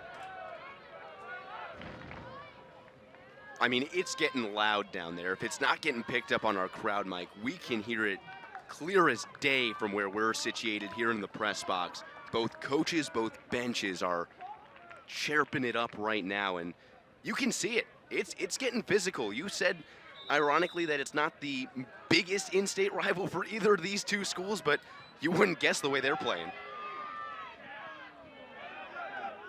I mean, it would have had to be loud. The referee came all the way over from past midfield to talk to the Duke sideline. Header by Kitch, and now a push on Luckhurst. Physical play by Kitch. I'll just go down as out of bounds. Again, you see it on the replay. Kitch coming up, pushing on the back of Luckhurst, who scored the first one for the Blue Devils. You could tell that was just a frustration in the moment by Kitch. Meant nothing by it. Tapped the opposition on the shoulder after it was all said and done. Spin and pass by Bjornsson. Now dead center, dangerous territory if you're the Phoenix. Connor Muchetti, though, stonewalls Luke Thomas right outside the 18-yard box. That could have been a really good opportunity for Duke to put 3 on the board. I mean, that was such fast twitch energy that time by Muchetti. Just stepped up right into the ball, saw it went off to the left, and then stepped in front of another shot. Amazing job by the defenseman.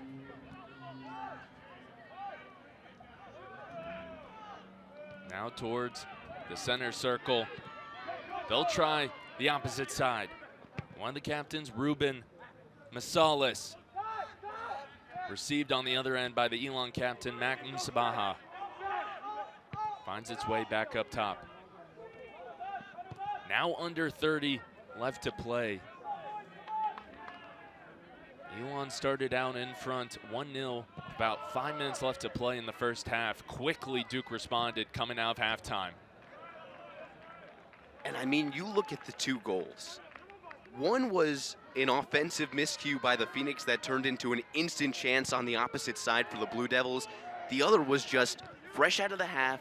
2 guys on the sideline defensively are out of position, and Duke capitalizes. This game comes down to 2 mistakes made by the Phoenix so far, and those 2 mistakes have turned into 2 goals for the number 9 ranked team in the country. Kitch and Luckhurst get tangled up again.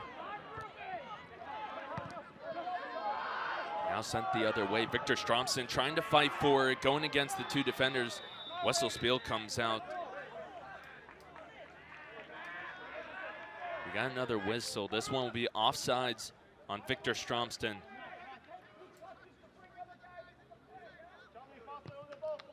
And you've got got to pay Victor Stromston off. You've got to have someone else there. Yes, this one gets called offsides, and rightfully so. You can see him just a fraction in front of the furthest back defender. But you've got to have somebody else there that he can outlet to, and that's where the quality of chances has come into play this afternoon/evening. What a play by Kerr. Even better defense by Sumner Nenninger. Not enough can be said about his play as a fullback this season, especially tonight, stepping up big time without his partner in crime, Ginley. Cross, tracked down by Thomas. Defense by Mana. Now the long kick. Wroblewski will come right to the corner of the goal box to make a play on it. He'll kick it up for his team.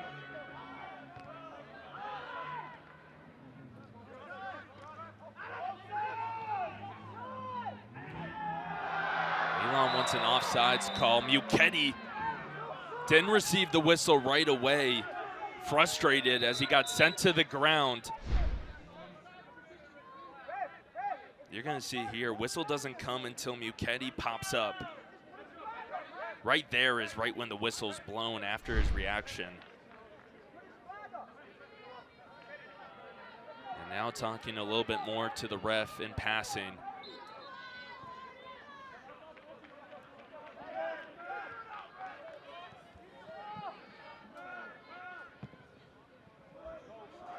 Strike from Donlin off the head of Mana.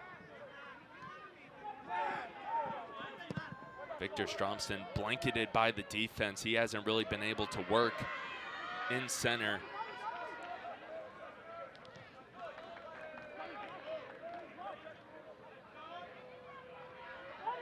Donlin will take it up, splits two defenders. He gets tripped up.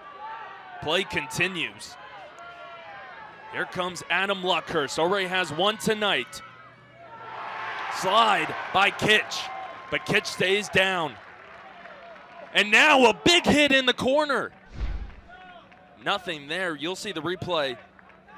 Charlie Kitch, really nice slide, but he stays down right after. Big loss it would be if Kitch stayed down for too long. He'll stop the clock. Kitch was our player to watch in the last game, and I alluded to it in the opening of that.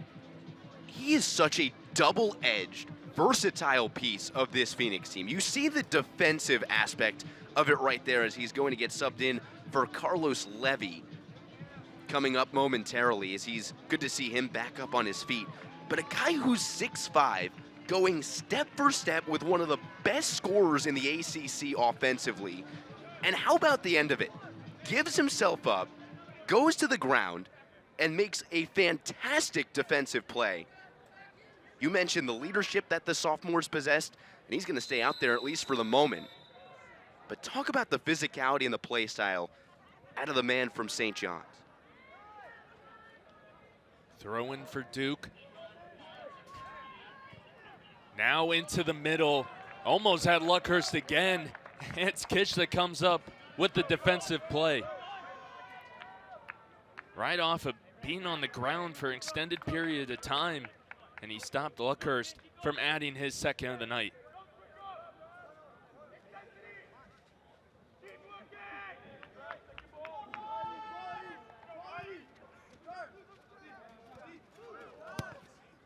Nice play by Thomas. Luckhurst in the middle. It dribbles in front, and Tomas Wroblewski comes up with it at the end. That almost looked like another one for Duke. Now Elon will get their substitutions in. Kitch still hurting. Carlos Levy will come in for him.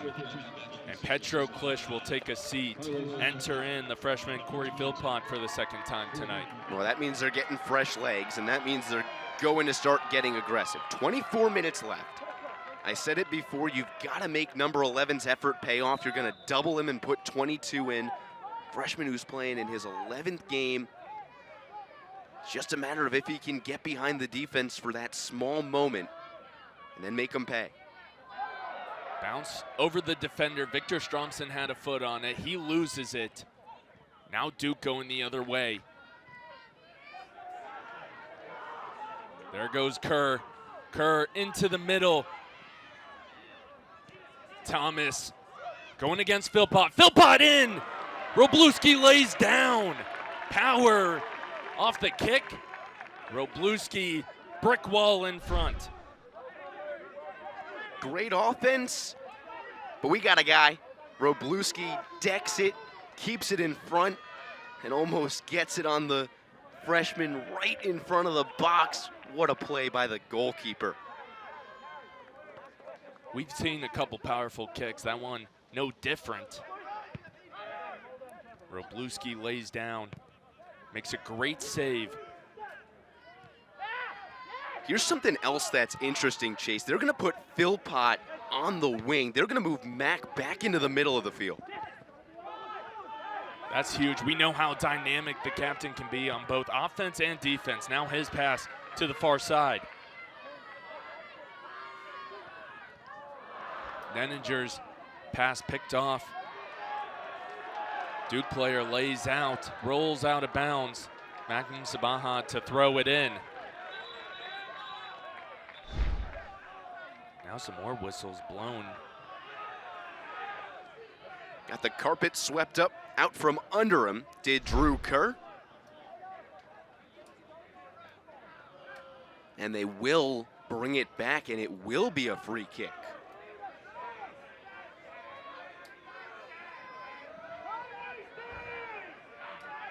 Reversal. Clock continues to tick. And my apologies, it's a throw-in for Duke, not a free kick. Wide open space, Luke Thomas. Philpott there to match it, sent to the center, turned away by Muchetti. I mean, Luke Thomas had tons of daylight on that wing.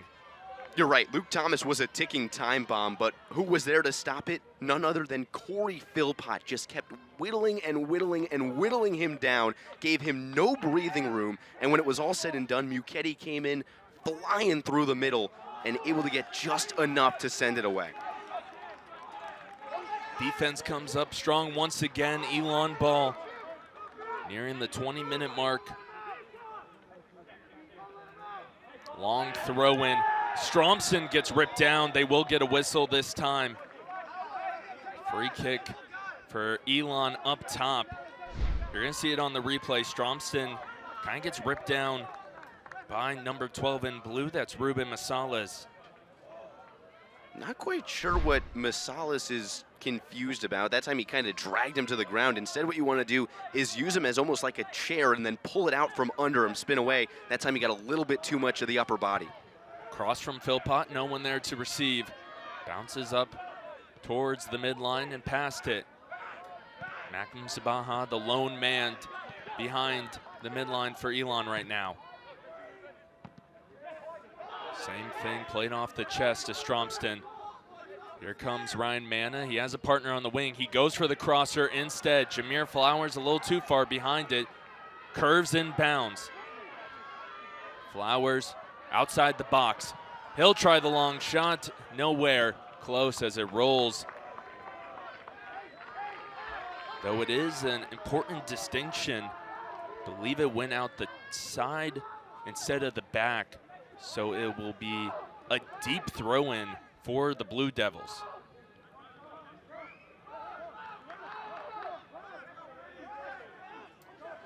Duke trying to get a substitution in.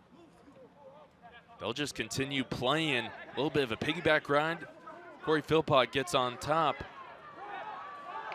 Either way, Blue Devils end up back with it.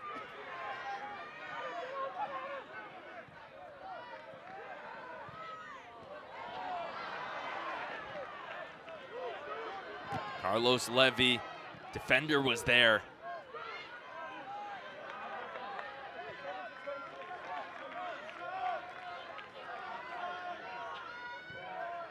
One substitution each. Ready to go in whenever called up. Scott Vatney trying to find his partner Stromston. Can't do so. Not the touch he wanted. Levy, great play by Bjornsson. He hits the deck. Play continues. He's laying on the ground. You'll see the battle for it over here. Just a bad break for Levy. Got out of position.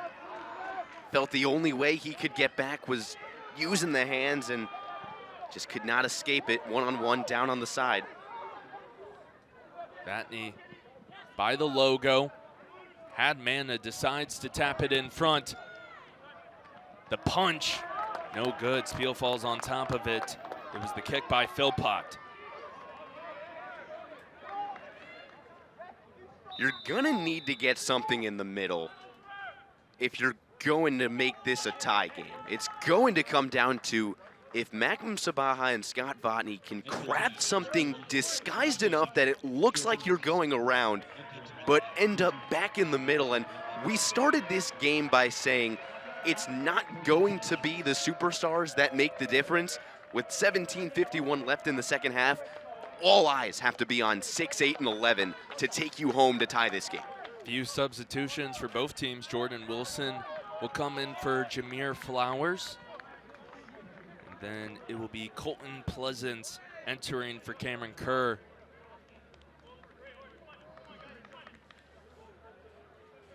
Jordan Wilson already played a little bit tonight. Had 15 minutes in that first half, finished it out. He'll finish this one out.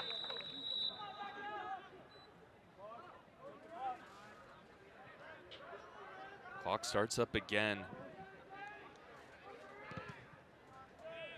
Max Elon entered this half with 6 shots. They've only collected 2, none on goal. What does the offense need to do to find the equalizer? Not only generate quality chances, but generate chances, period. This has been a half that has been determined by offensive mistakes turned into Duke domination on the offensive half for themselves.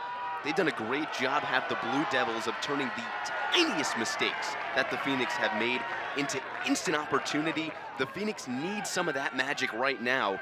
Any possession they have, instead of trying to force it around, instead of trying to force up a shot that's low percentage, take your time. You've got plenty of it. You've got 17 minutes. There's no need to play panicked right now. Vatney to Stromston. Stromston cuts to the middle, all the way over for Philpott. Philpott finds Mana. Mana marked by Burns. Up to Sabaha, back to Mana. Mana on the wing, looks for the crosser. Stromston's there, off his head. Not enough power behind it. And it'll roll safely to the keeper, Spiel.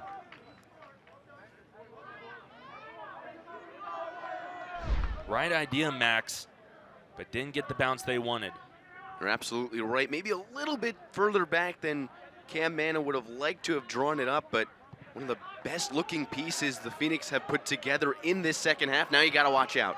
Off the head of Luckhurst. Corey Philpott in front of Bjornsson. Feel like a broken record, but Duke has been knocking on the doorstep for goal number 3. This backline has come up with really crucial plays. And that's not even starting to talk about the job that Tomas Wroblewski has done as well. I mean, Duke is just so good about recognizing the tiniest mistakes. And that time, give all the credit in the world to Philpott. Got right back into position after Duke looked to have had the angle. But the Blue Devils just keep on pushing and pushing and pushing the back line, and it's bending a whole lot right now. Thomas Cross, nowhere to be found. Finds its way back up top.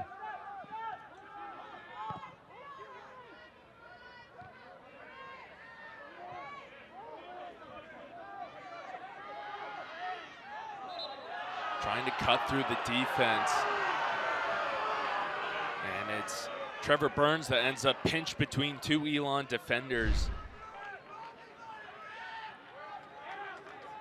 Does get ripped down just a little bit by Nenninger, who doesn't love it, but it will be a free kick. This is right where Scott Vatney set up Ryan Mana. Nearly identical placement for the free kick. I mean, it was just a matter of time. He had the hands going, and it's just a ticking time bomb of how much longer can he hold on without the foul. Just too long, and gets called for it.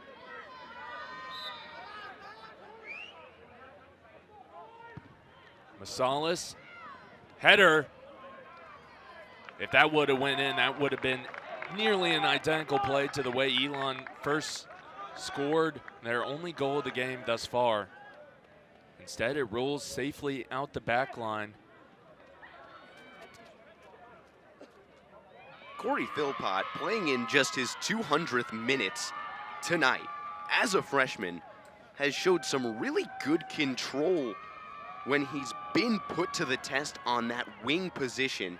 Obviously, it results in a Duke corner, but a corner is better than it being 3-1 right now. Well, I think the key that you mentioned, he's playing on defense. Normally, he's in the midfield as a winger, but instead, with the absence of Genley and the new formation, he finds himself on the back line. Corner kick by Masalis. Finds Bjornsson. Nothing there for the Blue Devils. Really good pursuit by the Phoenix. That's where you've got to win the possession back.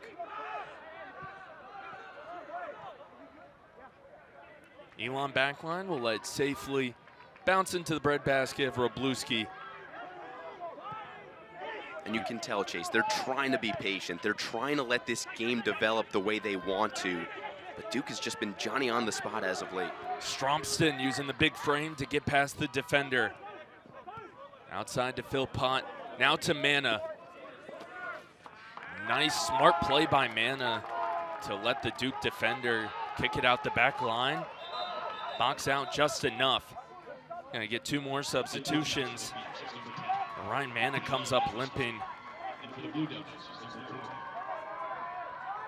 The man who has done so good on the wing, though, on defense, Sumner Nedger, will take a seat. Callie Edelstam will come in, giving Elon a more offensive look personnel-wise. Ryan Mana still limping a bit. He comes up towards the logo, out of the play. Corner kick for Vatney.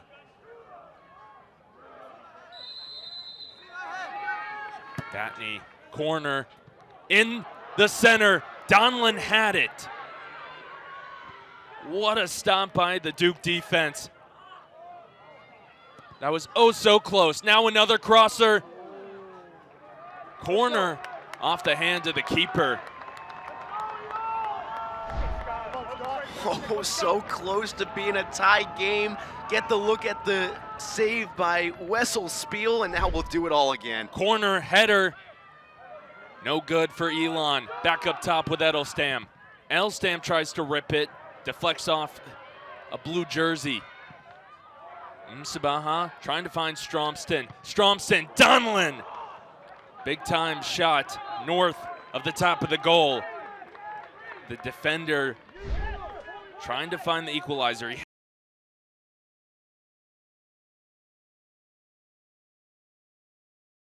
It's a chance you had to take. I mean, goes too high, won't go down as a shot on goal, I don't think.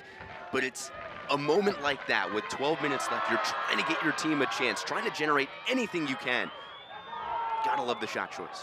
They tried to generate something there, and give credit where credit's due. Duke's defense went to halftime, understood the position they were in, and they have responded, completely shutting down Elon's offense, except for a few sparse opportunities. Now it's Thomas against Philpott. Philpott into the middle. Carlos Levy, header, back up top with Jamie Kabusu. I tell you what, Chase, it's going to be a cat and mouse game these final 10 minutes. You mentioned Edelstam coming in, the defensive replacement for the offense. Duke's going to try and attack that middle as much as they can. It just is a matter of, can the Phoenix hold off long enough and turn a defensive stop into an offensive attack, not only with the fresh legs, but with the power number 10 has in his back pocket. Edelstam, 5 shots in their last game, 2 helpers. Duke playing keep away, that cat and mouse like you mentioned, Max.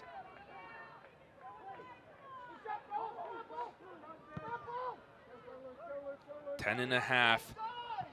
Back in the offensive third, Luckhurst chasing down Levy. Now Muchetti going up for it, gets caught up. He's holding his head on the ground. Now 2 other players, a cleat into the back of Luke Thomas's head. Immediately, medical attention will be called in. We'll see it on the replay exactly how it happened. Kabusu gets caught up, and then you'll see here Luke Thomas tugging Corey Philpott as he goes down and kind of on the ricochet. So there it is, that first hit. And then these two get tied up. As Philpott goes down, the back of his cleat scrapes Luke Thomas's head. He's still down, being attended to.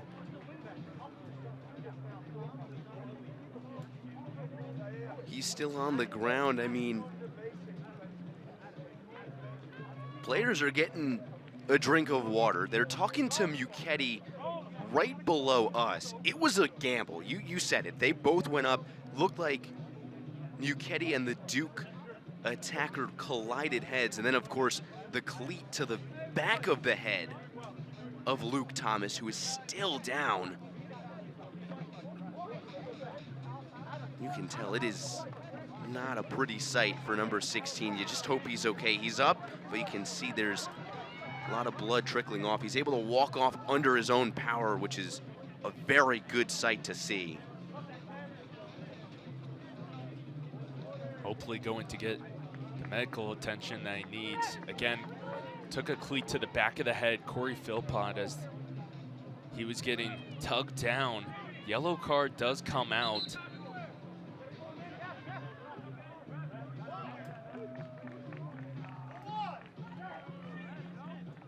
I'm not so sure about the yellow card. It hasn't been awarded just yet, I don't believe. Referee's going to talk to Philpott. Again, it was just a bang-bang play. Corey Philpott gets dragged down. Yellow card does come up. I mean, it's just a tough blow for Philpott, who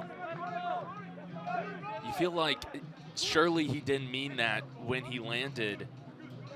It's 2 players going for the ball. They get tangled up.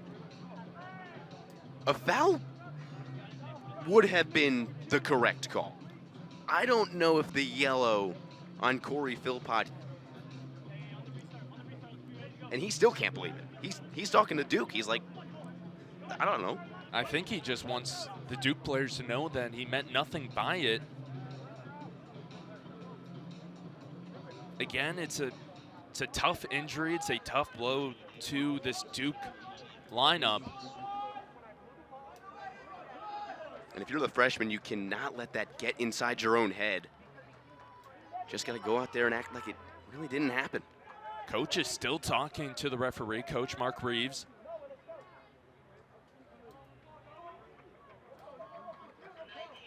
Noah Soncargo enters in. Muchetti's on the sideline. A lot to unravel with 10 minutes left to play against these two. Between these two teams. Again, a win or a tie tonight could be the difference for Elon in terms of receiving votes. For Duke, they're trying to maintain their title as a top 10 team in this country and take some momentum into the final month of the season. Ball is dropped for the Blue Devils, and we're back underway. And there's still a world of time left. There's still 10 minutes left for both of these two sides. Just comes down to if the Phoenix can try and turn up the heat, or if the Blue Devils are just going to salt them away for these final 10. From what we can see from the booth, Luke Thomas is getting attended to. Duke misplaced. Elon's going to have to move fast. You're definitely going to see a little more pep in the step of the Phoenix in the waning moments, trying to find goal number 2 and the equalizer against the Blue Devils.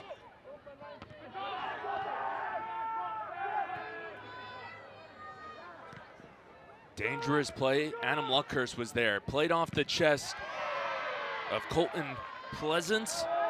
Skies into the middle, past Stromston. Elon attacking the Blue Devils, but nothing coming from it just yet. Now it dribbles into the corner for Pleasance. Pleasance along the back line. Carlos Levy comes out defensively, makes a play on it. If you're the Elon attackers, really if you're an Elon player on this field right now, you've got to move with intent and efficiency, obviously, but you've also got to remember your role on the field. You can never drop your, and again, I'll call it a zone, to try and go better a play because it'll leave something else wide open. Well, everything has to be hasty for the white jerseys. It can never be unraveled for the white jerseys.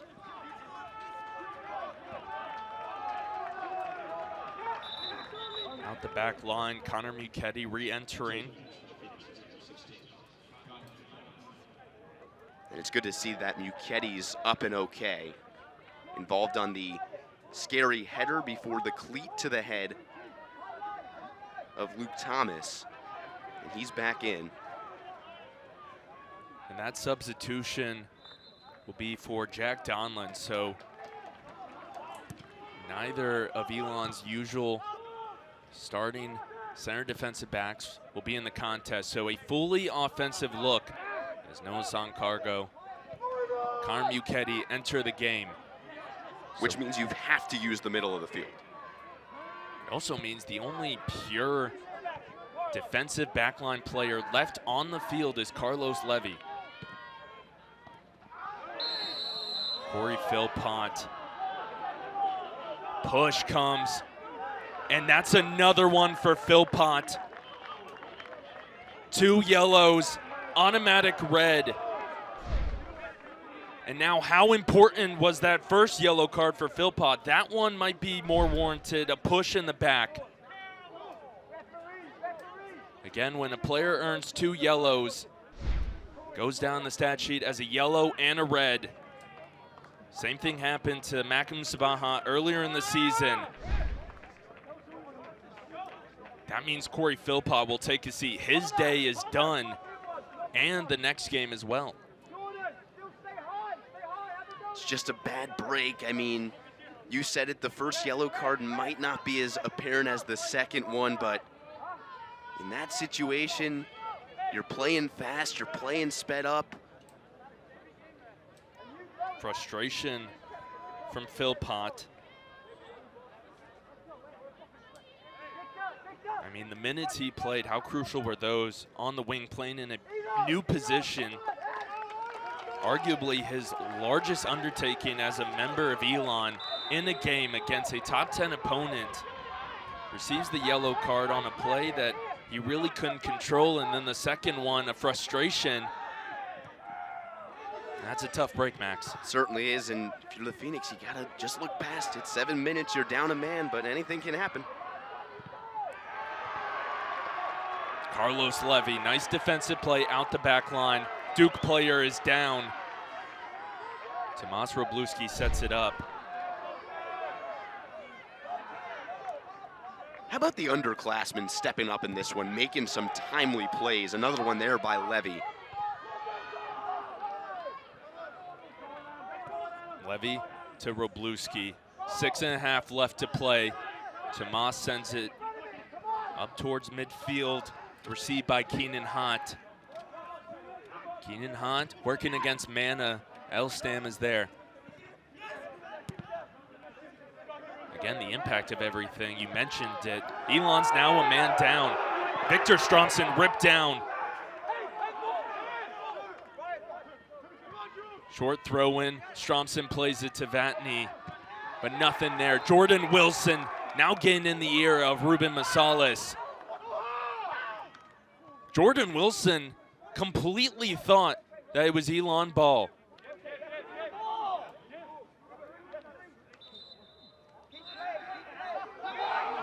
And that's the right thing for Wilson to do. You've got to go out there and make a statement, and now head official standing on the midfield line is... And then clock stops. Now the ball's dropped. It's going to be a free kick instead of a throw-in. Knocked out of bounds. I mean, this last 15 has been absolute chaos. at Rudd Field. I mean, Max, Jordan Wilson completely thought he had it. Now some pushing and shoving. Callie Edelstam, line drive up the touchline. Masalis is there. And Williston is playing a really smart game, trying to set the physicality, trying to set the tone for this final 5. And it's an unfortunate break to get called for the foul. You've just got to be a little bit smarter than that. But he's flying around, he's playing his game of soccer, and you really can't fault him for that. Edelstam back and forth with Stromson. Vatney with a little bit of space to Edelstam. Defense is there. Drew Kerr. Absolutely fantastic play. Fantastic pass. You're going to see Kerr come all the way over into the center to make a play on it. Restart Elon's offense from the boundaries. Mana throw in, looking for the header. Carlos is there. Carlos Levy didn't have a hold on it. Here comes Luckhurst. 4.5 left to play. Vatney. Luckhurst. I mean, Luckhurst is on the ground smiling. Tough whistle. You can see the frustration.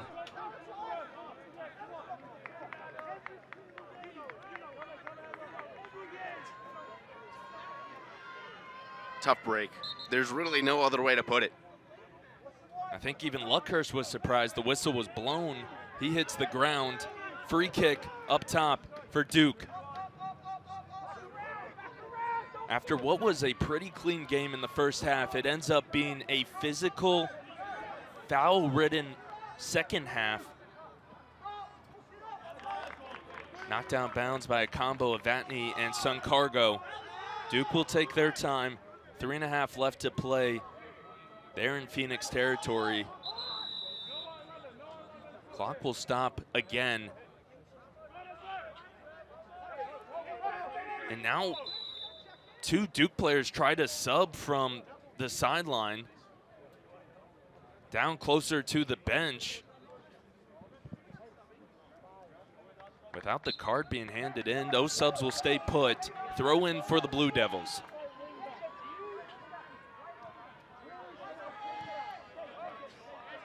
Up to Keenan Hott. Hott will take it to center. Jordan with the speed, not there. Here comes Cameron Aceto. Over to Pleasance and over to Masalas, the captain. Down into the corner with Suber. Mana trying to get in front of it. Makim Sabaha plays it off the rebound. Captain giving it his all, trying to get to Wilson. It gets past the both of them. Knocked down bounds by the Blue Devils. It'll be an Elon throw-in with 3 minutes and draining. Really good play by Wilson. Let it go by him to go back on it. Here comes some fresh legs and some reinforcements for Duke. It'll be Sol Arbib and Jack Zuge. Zuge, the graduate student, Arbib, the freshman out of London. Again, I gotta think this attack is gonna be center generated. Unless Vatney gets, like we saw in the William & Mary game, a couple of arms lengths away from defenders. And taking a seat will be the 2 goal scorers for the Blue Devils in Adam Luckhurst and Ofer Bjornsson. Elon fully offensive personnel, Duke fully defensive. Victor Stromson fighting off defenders. Somehow it's still alive and absolutely booted by Spiel back to the midline. Now it's Arbib off the head of Sun Cargo. Callie Edelstam going the wrong way. Ukedi to Edelstam. Edelstam takes his time, gives it off to Mana. Mana all the way up and rolling out the back line. 2 minutes left to play, Max. Offsides for Elon.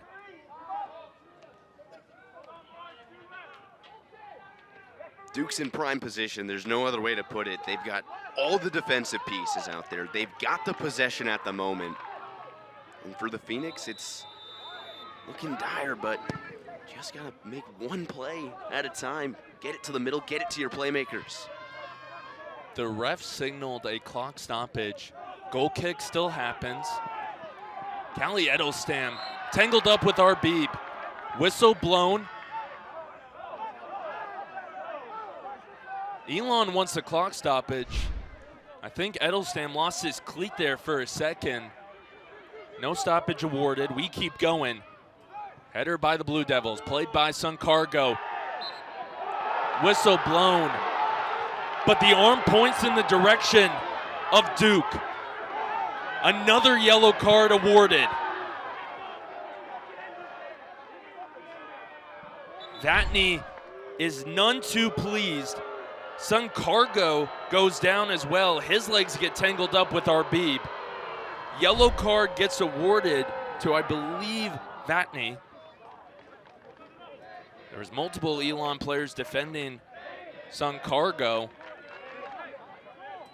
Slowed down, and it was another great look by our replay crew. Ticky-tacky, I mean, it could go either way. Full speed, real time. Off the chest of Arbib, Sun Cargo is there once again. Running out of time. Again, it comes into the conversation. No scoreboard. So all Elon has to go off of is the announcements by the PA for time remaining. 50 seconds. Elon searching for a miracle. Duke's not allowing it.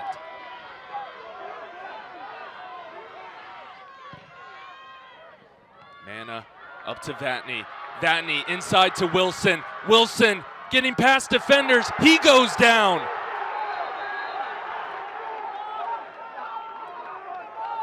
With everything called tonight, there's nothing called on this play. Clock is running. 20 seconds left.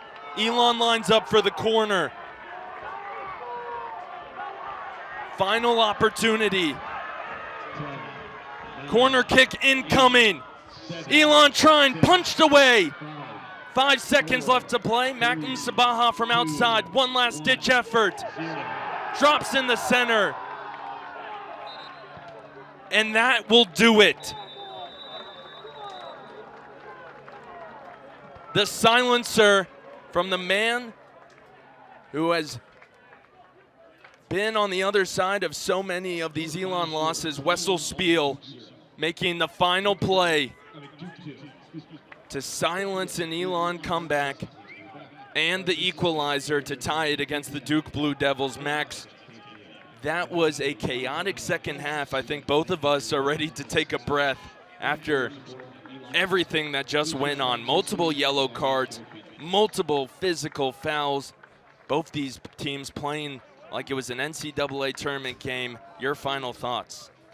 I just cannot believe the physicality, the ruthless effort from both of these two teams. Two teams that, like you said, played like it was a November night, playoffs on the line, round of 64, and in the end, it ends with the man on your screen, because of course it does. A guy who beat this Elon team twice in the CAA championship puts the dagger in the back, but give all the credit in the world. The Phoenix go down by one, conceding the two goals early in this second half, and they gave it their all. They played physical, they played their brand of soccer, something they've done so well all season long, and in the end, it just falls short. The corner kick, the last ditch, as you said, but in the end, give it to the team out of Durham and the Bull City. They take this one 2-1. You knew coming into this one, Elon, one goal was probably not going to be enough to take down a top 10 team in the country. There was Elon's first one. Brian Mana in the 41st minute, but 2 goals firing out of the locker room in the second half. Adam Luckhurst leading this team, and Ulfer Bjornsson the rest of the way. Well, summarizing that's going to take a lot more than the time we have left. Great plays from both sides.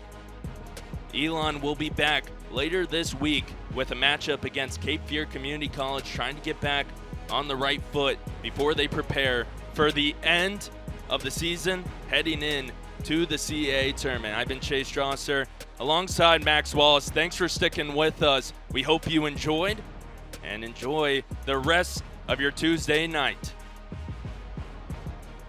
Duke wins 2-1 on Rudd Field.